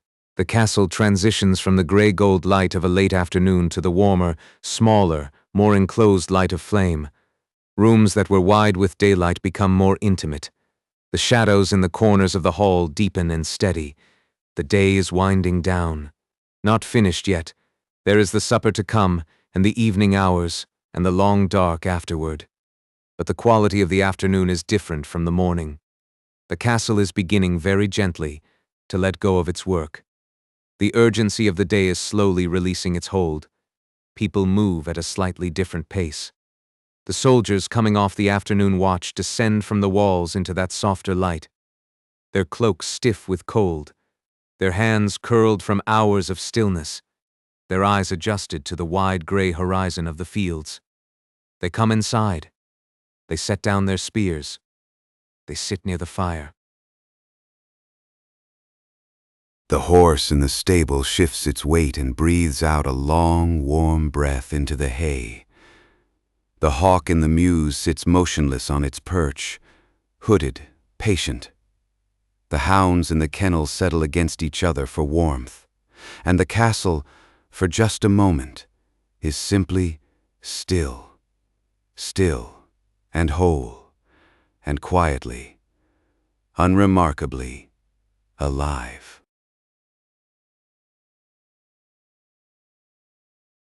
Dusk comes slowly to a medieval castle. It does not arrive all at once. It seeps in, the way cold seeps through stone, gradually from the edges, from the corners where the shadows pool first. The light that has carried the day, slanting through arrow slits and narrow windows, thins and loses its warmth. The courtyard stones shift from pale gold to gray. The sky above the battlements deepens from blue to violet, violet to a dark and heavy indigo. And then, almost without your noticing it, the stars appear. For a moment, standing in that courtyard, you might simply watch them come. Inside the great hall, the afternoon's energy is beginning to settle. The trestle tables are still in place, or perhaps the servants are lifting them now, carrying the long boards across the rush-covered floor and leaning them against the wall to free the space. The benches are pushed aside. Dogs move through the room, nosing at scraps caught in the rushes, circling toward the warmth of the central hearth. The fire has burned lower through the long afternoon. Someone throws on a fresh log, and the flames rise briefly, orange and yellow, brightening the faces of the men and women who have gathered close to it, standing with their hands extended toward the heat.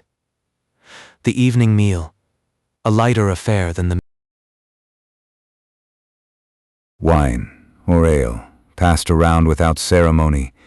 It was never meant to be elaborate. Supper, in this world, is merely a closing, a small accounting of the day before the dark takes over. And now, one by one, the practical business of night begins. In the kitchen, the cook or her assistant performs a task so ordinary, so deeply habitual, that no one thinks to remark on it.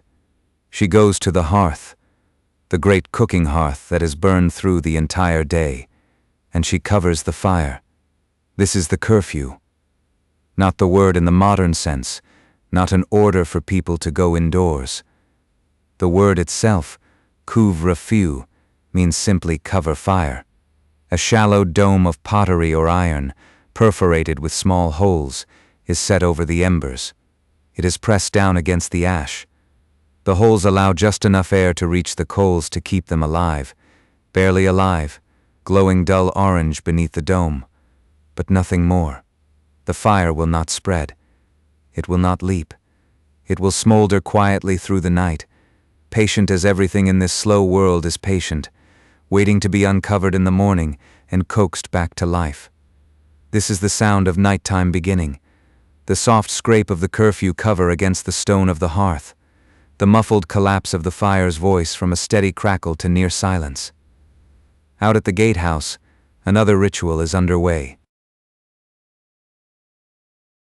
The great wooden gates, reinforced with iron set into the base of the gatehouse tower, are being barred for the night. This is not a quiet process. The gates are heavy, and the bar that crosses them is a beam of oak, thick as a man's torso, fitted into iron brackets on either side of the passage. 2 men work together to lift it into place.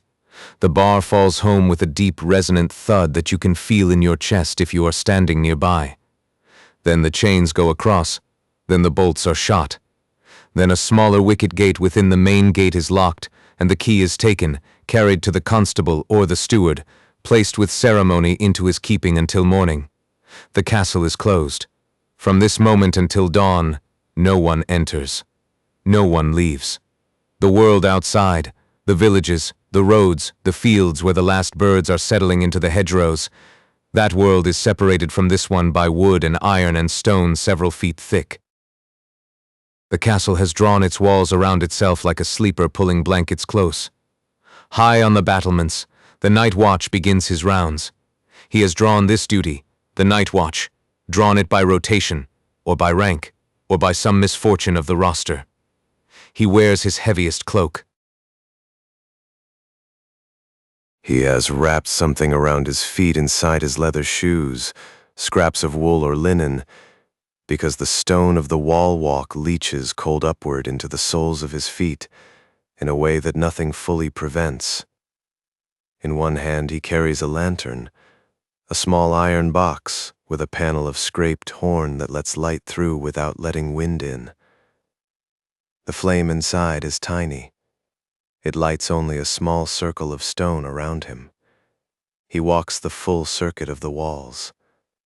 Every wall, every tower. He pauses at each corner and looks out into the dark. The dark in this world is absolute. There are no distant lights from other towns, not in any direction that matters. The nearest village has no lanterns burning in its streets. The roads are empty. The fields between the castle and the tree line are pure black, without feature, shifting only when the wind moves through the long grass. The sky is the single source of light. Stars brilliant and dense without any earthly glow to compete with them, and on certain nights the moon, which changes everything. When the moon is full, the whole world below the battlements is silver and gray, precise and shadowless. The watch can see for a great distance. He can see the road stretching out toward the south. He finds, perhaps, that he does not mind his duty on nights like this. When there is no moon, the watch sees almost nothing beyond the small circle of his lantern.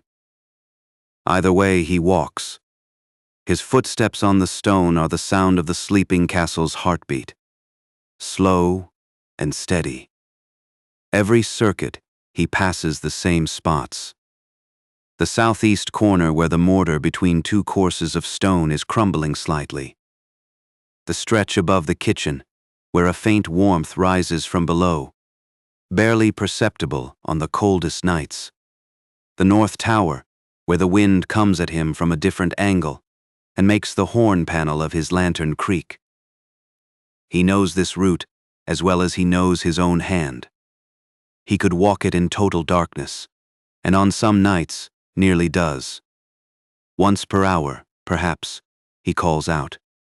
A short phrase, "All is well," or a sound like it. An acknowledgement that he is awake, that the castle stands, that the night holds nothing alarming.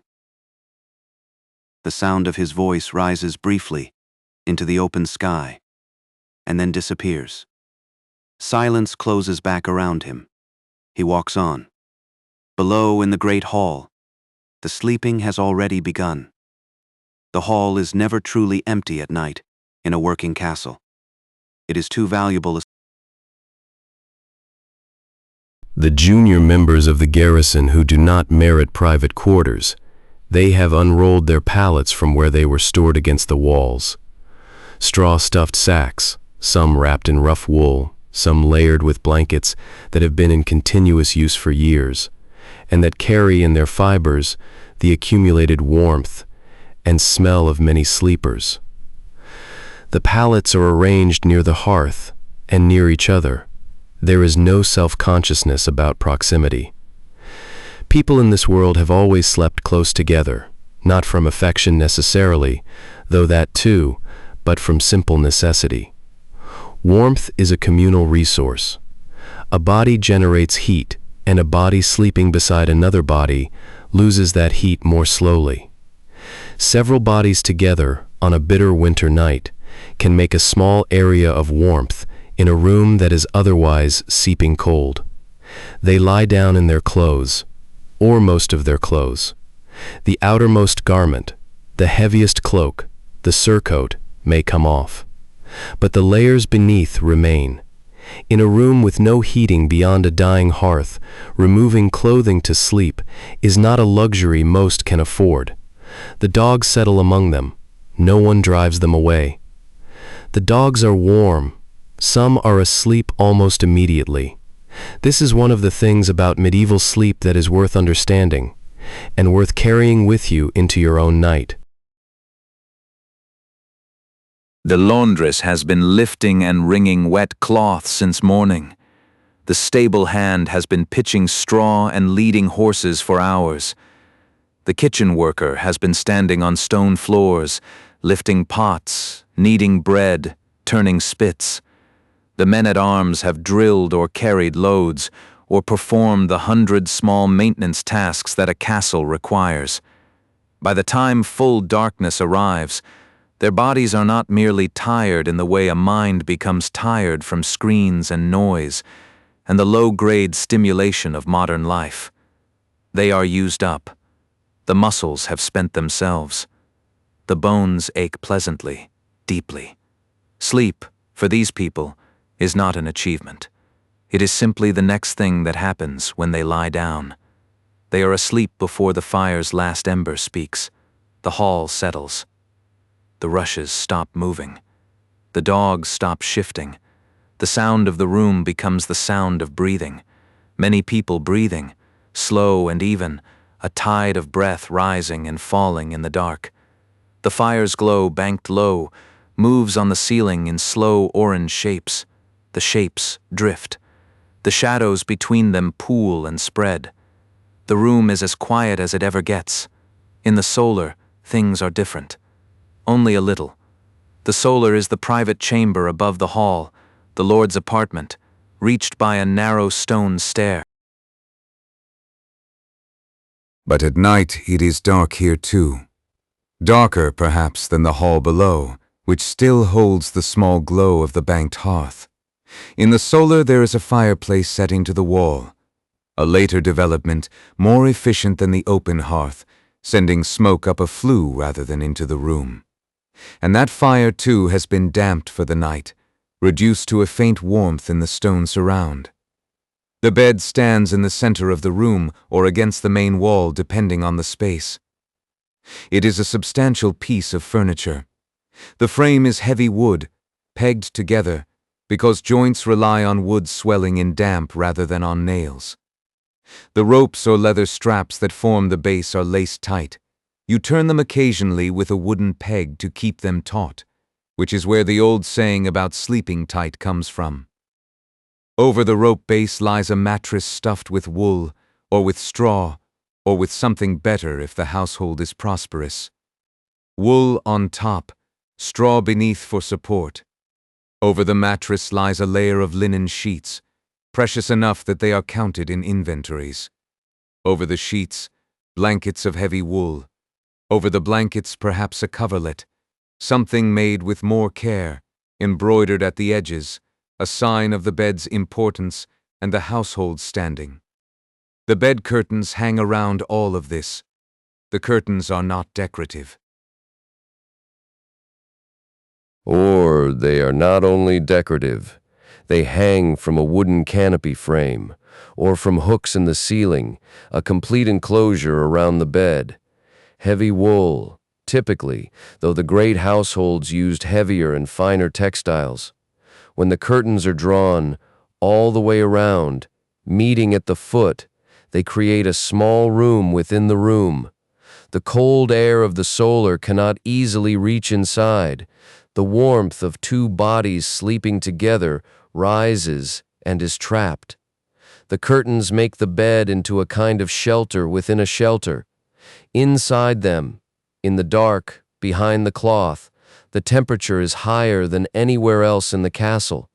It is the warmest point in a world where warmth is never taken for granted. The lord and lady lie inside this warmth. Their breathing slows. The mattress, however firm, accommodates them. The wool smells of lanolin, of previous warmth, of the slightly herbal quality that comes from whatever was added to the stuffing or the washing water. Perhaps dried lavender, perhaps rosemary, perhaps nothing particular, but simply years of human use. A lady's maid may sleep nearby, on a smaller pallet at the foot of the bed, or just outside the curtains. In some households, a manservant sleeps across the doorway. The concept of absolute The lord and lady have their curtained bed, their enclosed warmth. But they are not truly alone. Earlier the bed was prepared. This is a task that belongs to the household servants, specifically to the chambermaids or the ladies' women.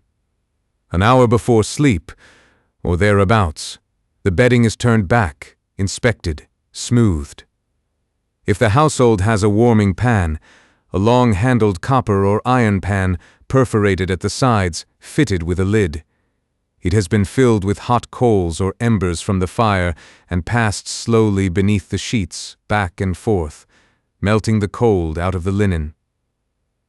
The warming pan leaves behind it a faint smell of warmth, something close to iron and wood smoke, very faint, quickly absorbed by the bedding. And then the sheets are replaced tucked, and the curtains are drawn partway. The bed waits. It holds its warmth like a patient thing. Candles have been the evening's light, and now they are going out one by one. Throughout the castle, this is happening. In corridors, in stairwells, at the small recesses carved into stone walls where a candle might be set. The candles are not silver and tapered, not like the ones in a modern church or at a modern dinner table. They are thick, short, made of tallow, rendered animal fat, and they smell of it, faintly, a smell you would not call unpleasant exactly, but which belongs entirely to this world, to the slightly smoky, slightly fatty, warm smell of a place lit by fire, and nothing else.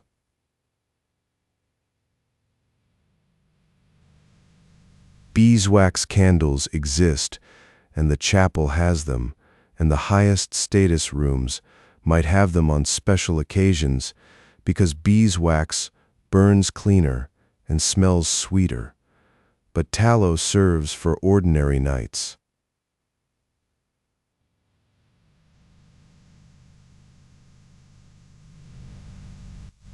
One by one, the small flames go out. In the great hall, the last person to settle blows out the candle on the shelf near the stair. In the kitchen, The last ember under the curfew dome glows orange without flame. In the passages, darkness moves in where the candlelight was, settling into corners, filling the spaces between the wall torches, which are also out now, or most of them.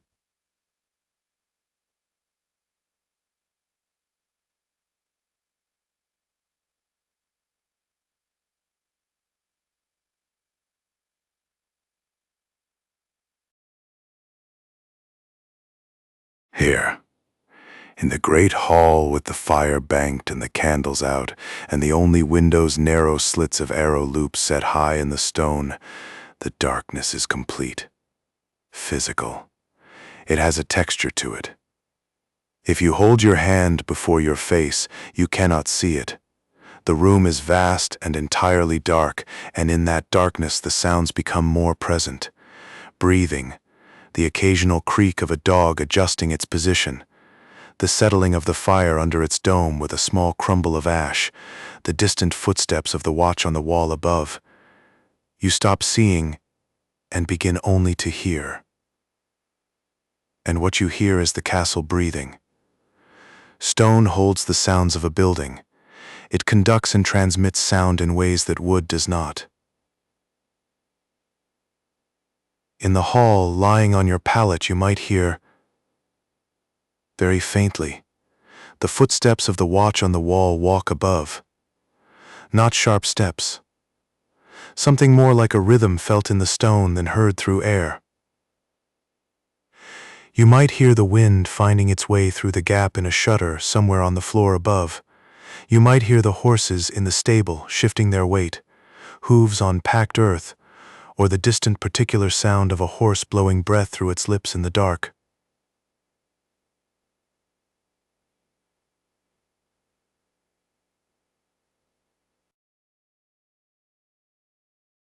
You know them all. They have always been there.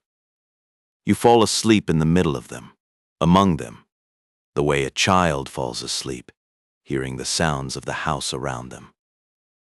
Voices in another room, footsteps, the muffled evidence that the world continues and is being looked after. Medieval people did not necessarily sleep through the night in a single unbroken stretch, at least not in the way that has become the modern expectation. Some scholars suggest that two-phase sleep was common. A first sleep, deep and heavy, lasting from shortly after dark until perhaps midnight or the small hours of the night. Then a waking period of an hour or two, gentle and drowsy, and then a second sleep lasting until dawn. The waking period between the two sleeps was not anxious. It was used for things. Prayer, perhaps. Many lay awake and said the prayers they had not said before bed, the quiet, small prayers that could be said without rising, simply spoken softly into the dark from under the blankets. Conversation between husband and wife, the simple quiet consciousness of the middle of the night, which is its own particular quality of awareness, softer and more formless than daytime thought. In the castle, most are not bound by the strict hours, but the bells from a nearby church or chapel, if there is one within hearing, would mark these same divisions. Matins bells at midnight, falling through the cold air, reaching perhaps through a shutter or arrow slit into the room where you lie.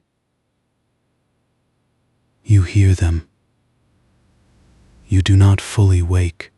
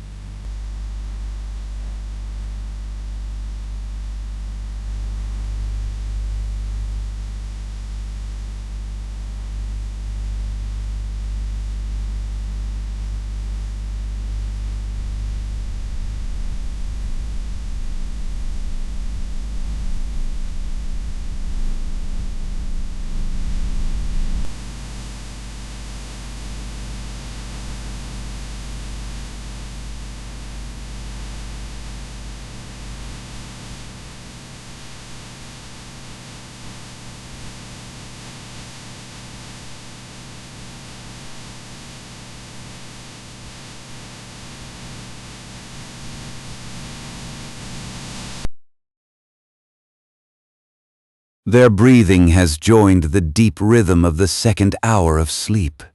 Slow and long, the breath that means the body is entirely elsewhere, gone down into the deep dark country where no one can follow.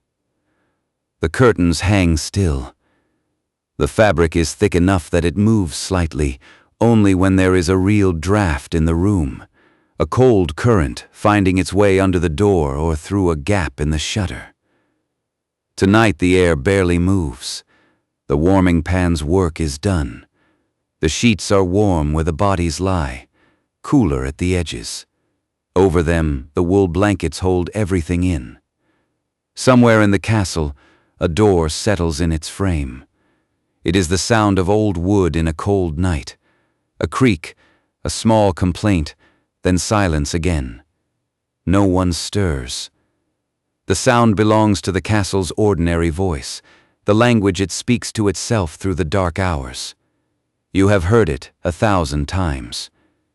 You do not wake. The watch on the wall completes another circuit. His footsteps pass overhead, felt more than heard, and then he is gone again around the far corner of the tower, and the sound of him fades, and there is only the wind. And then even the wind drops for a little while, and the castle is perfectly still.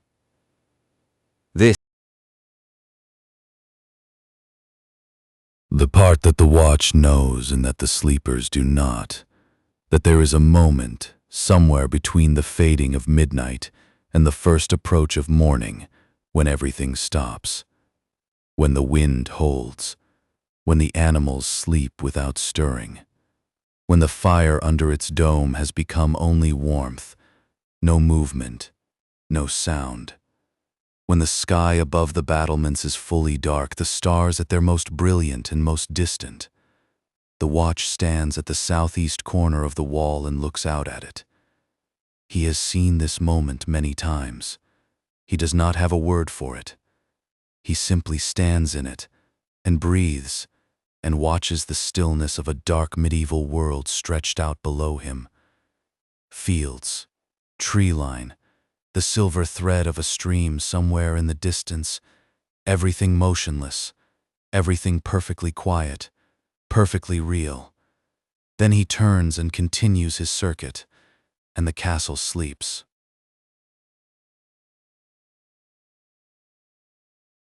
You are still here, or rather, we have been here together, in this castle, in this century, walking through a day that ended 800 years ago and yet feels, somehow, recognizable. The fire, the bread, the cold morning air on the face, the warmth of another person nearby, the sound of footsteps on stone in the dark. Let us stay here a little longer before we go. The stone is still standing. That is the first and most astonishing thing, if you let yourself feel it fully. The stones of a medieval castle are not metaphors. They are not reconstructions. In hundreds of places across England and France, across the Rhine Valley and the Iberian Peninsula, across the lowlands of the Low Countries and the high ground of Central Europe, the actual stones that men cut and lifted and mortared into place in the 12th and 13th centuries are still in position today. The same coursing, the same joints. In some towers, the same doorways that were ducked through by people whose names are lost to time, whose faces were never painted, whose words were never written down, who lived and slept and worked and died within these walls, without leaving any record, except the wear of their hands on the stone. You can find that wear, if you know where to look. A stair in a tower, where centuries of feet have hollowed out the center of each step. A shallow concave curve worn into solid rock by the sheer accumulation of passing. Nobody carved that curve. Nobody intended it. It was made by the unconscious work of people going up and down, thousands of times, over decades, over centuries, their weight falling in the same place each time until the stone gave, imperceptibly, endlessly. and became shaped by them, by the fact of their lives. The woman who carried the morning water up those steps does not have a name in any record we possess, but her foot made that curve. And when you place your foot there, if you have ever walked a spiral stair in an old castle and felt the slight dip in the middle of the stone tread, you are putting your weight exactly where hers fell. You are standing where she stood. The stone remembers what the documents do not. Think about the scale of that. A castle that was occupied for, say, 200 years in the medieval period, and many were occupied far longer, was home to how many lives? The lord and his family, who might number 10 or 15 people across a generation. The garrison, which might be 30 or 40 men. The household servants, perhaps 50. The estate workers who came and went from the village below the walls. The guests who stayed overnight, or for a week, or for a season. The travelers who were given hospitality by custom and necessity, because the world had no inns in every village, and a castle was expected to house people of rank who arrived at its gates. Over 200 years, you are speaking of thousands, perhaps tens of thousands, all of them eating and sleeping and working and quarreling and falling ill and recovering and falling in love and growing old and dying and being replaced by others in these same rooms, around this same fire, in this same cold, all of them closing their eyes at night in the dark. And yet none of this feels entirely foreign. This is the thing that a day spent inside a medieval castle makes clear, if you let it. The technology is different. The assumptions are different. The daily rhythms are shaped by forces. The sun, the fire, the hand-drawn water, the physical effort of every task, that have no direct equivalent in the modern world. There are no analogies good enough. You really cannot understand, from the inside of a warm, electrically lit, centrally heated room. But the experience of being a person in a body, on a cold morning, with work to be done, and people around you, and warmth to seek, and hunger to satisfy, that is unchanged. The woman warming her hands at the hearth is warming her hands. The man eating his bread and pottage is eating his breakfast. The child asleep on the pallet is asleep and dreaming of something, and will not remember what when morning comes, just as you will not.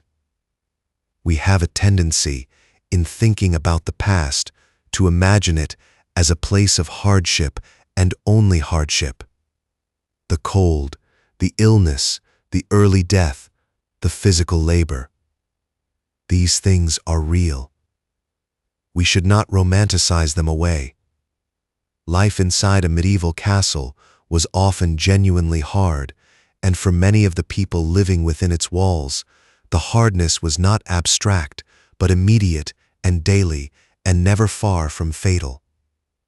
But that is not the whole of it. There were moments inside this stone, moments we have passed through today, that were not only hard. The bread coming out of the oven, its smell filling the kitchen, warm in the hands. The fire in the hall on a cold afternoon, the light of it on the faces of people gathered close. The life that moved through these stones was not merely suffered. It was lived. Consider the child who grew up in this castle. She was born here. She learned to walk on these floors, on the stone of the passages, on the rushes of the hall, on the packed earth of the kitchen. The smell of this place was her first smell of the world. The sounds of it, fire, animals, voices, wind through stone, were the sounds she fell asleep to every night, from the beginning of her memory. The curve of the spiral stair was her familiar obstacle. She knew which step was slippery when it was wet. She knew which side of the great hall stayed warmer longest into the afternoon. She knew the faces of the people who moved through these rooms: the cook, the porter, the steward, the men who stood guard at the gate. This was her world, not a setting, not a backdrop, not history. Just the world. The only one she had ever known, and the one that shaped everything she was. Now imagine how small she made herself feel sometimes, standing at the top of the tower, looking out at the fields stretching away to the horizon, the tree line, the sky going enormous and blue above her, feeling the wind come at her face from somewhere far away, from the sea perhaps, from the mountains, from a direction she had no name for. Feeling in that wind the sense of a world that extends far beyond what she can see or imagine. The same feeling that has been felt from tower tops and hilltops and open cliffsides for as long as there have been people with the capacity to feel it. That particular feeling, large sky, long horizon, the self very small and the world very large, and this somehow both frightening and wonderful. That is not something history has taken away. You have felt it too. The stones remember everything they have held. The weight of every body that slept in this hall. The warmth of every fire that burned in this hearth. The voice of every person who spoke in these rooms, though the sound itself is long gone, dispersed and lost, the stone cannot hold sound the way it holds shape and mass. But it holds the shape. The worn stairs, the soot on the ceiling above the old fire pit, the marks left by tools on the cut stone of the window jambs, the small crosses scratched into the stone of the gatehouse, by the men who stood there on guard duty through a winter, and had nothing to do but wait. Someone scratched those crosses with the point of a knife or a nail. They were bored, or they were cold. Or they were marking time, the way soldiers mark time everywhere in every era, scratching something, leaving some small evidence, some tiny assertion. I was here, they were here, and in some sense they are still here, in the same way that anything that has shaped a thing remains, invisibly, in the shape. The castle is not haunted, not in the dramatic sense, not with cold spots and strange sounds and inexplicable presences. It is haunted in the simpler and more profound sense that everything that ever happened within it has left some mark, and that mark accumulates, and if you are quiet enough and patient enough, you can feel the weight of it, a weight that is not oppressive, a weight that is, if anything, comforting. All those lives, all that sleeping and waking, all that cold morning air and warm firelight and bread and animals and work and rest, and small joy and ordinary sorrow, and the deep uncomplicated pleasure of lying down at the end of a used day and closing your eyes. It is not so different from tonight. You are lying down, or you are about to. The day has done what days do. It has spent itself, slowly and then all at once, the way the afternoon light thins at the edges first. You have been awake in it, and now you are passing towards sleep the way the castle passed toward it in the late evening. Gradually, with the fire banking lower, the candles going out one by one, the last sounds settling into stillness. This is the oldest rhythm there is. Long before this castle was built, long before the stone was cut, or the mortar mixed, or the first course laid, people were lying down in the dark at the end of the day and feeling this particular softening, this release. The body giving up its work, the mind giving up its grip on the thread of the day, the breath slowing, the world going quiet. The castle simply found a way to shelter it, to make stone walls around it, and a fire inside those walls, and a bed inside that room, heaped with wool and linen, curtained against the cold. And those curtains are still hanging in a sense, not in this castle specifically, not literally, but the gesture, the ancient human gesture of pulling something warm close, of making a small enclosed warmth against the large cold dark, of drawing the boundaries of the night. That gesture persists. You make it too, every evening, in whatever form it takes in your world. The blanket pull. Let it smolder quietly under its dome and wait for morning. Let the watch keep the walls. Let the gates stay barred. Let the night be the night's own thing, and let yourself be carried through it without effort or intention, the way the sleepers on their pallets were carried.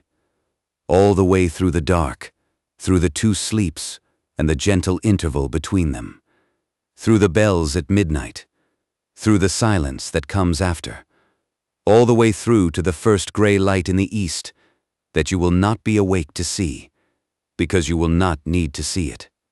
Morning comes regardless. It always has. The castle still stands. The spiral stair still turns. The stones still hold the cold and the warmth in their own slow way. The windows that faced south to catch the afternoon light still face south. The hearth in the great hall, even if the hall is a ruin now, open to the sky, the roof long gone, the floors turned to grass, even there, the hearth surround persists. The carved stone of it, the place where the fire was. You could stand at that hearth and feel it, if you tried, the particular quality of a space that has held fire for 200 years, the stone that has been warmed and cooled 10,000 times. The walls that have held the smoke of 10,000 fires, and the laughter around them, and the arguments, and the silences, and the sleepy quiet of evenings when the day was done, and the hall filled with the slow breathing of the people who lived there. They slept, and they woke, and they slept again. And from somewhere in the middle of all that sleeping and waking, the world we live in now gradually became itself. Not in any dramatic way, not in a single moment or a single century, just life continuing, generation by generation, each generation inheriting the world from the one before it, and passing it on to the one after, slightly changed, slightly shaped by what had happened within it, the way the step is shaped by the feet that have crossed it. We are the inheritors of that castle, not in a romantic or possessive sense, simply in the sense that the people who slept in that hall are the ones from whom we descend, by whatever crooked path, their children and grandchildren and great-grandchildren, spiraling outward through time and geography and circumstance, until they become, by some improbable chain, the people alive today. All of us connected, at sufficient distance, to those pallets on the rush-covered floor. But in the spirit of it, in the willingness to let the day close, in the understanding that sleep is not an interruption of life, but a fundamental part of it, as essential as the fire and the bread and the water carried up from the well, that the body has earned its rest, and that the rest will come, if you allow it, that the world will keep itself while you are away from it, that the walls are holding, and the night is ordinary, and there is nothing required of you now but to lie still and let the hours pass. The watch is on the walls. The fire is covered. The gates are barred. Let the darkness be complete. Let the sounds of the castle move through you without catching. The distant creak of wood, the wind at the edges, the deep quiet of stone and sleep, let them be the sounds of a world at rest, tending to itself, needing nothing from you. The curtains around you hold the warmth.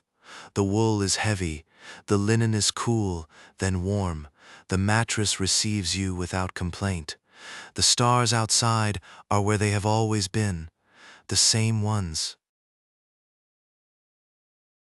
The same sky, deeper and darker and more populated with light than you have probably ever had occasion to see it. But the same stars, tracing the same slow arc through the same cold night that arcs over every century, every sleeping body, every castle that has ever stood with its gates barred against the dark. They are sleeping still, in some sense. Those people on their pallets. The lord and lady inside the curtained bed. The watch, who will sleep when his replacement comes at the change of the watch before dawn, who will pull off his heavy boots and drop his cloak, and lie down on the bench near the door of the guardroom, and be asleep before his eyes close fully, all of them sleeping. And now you.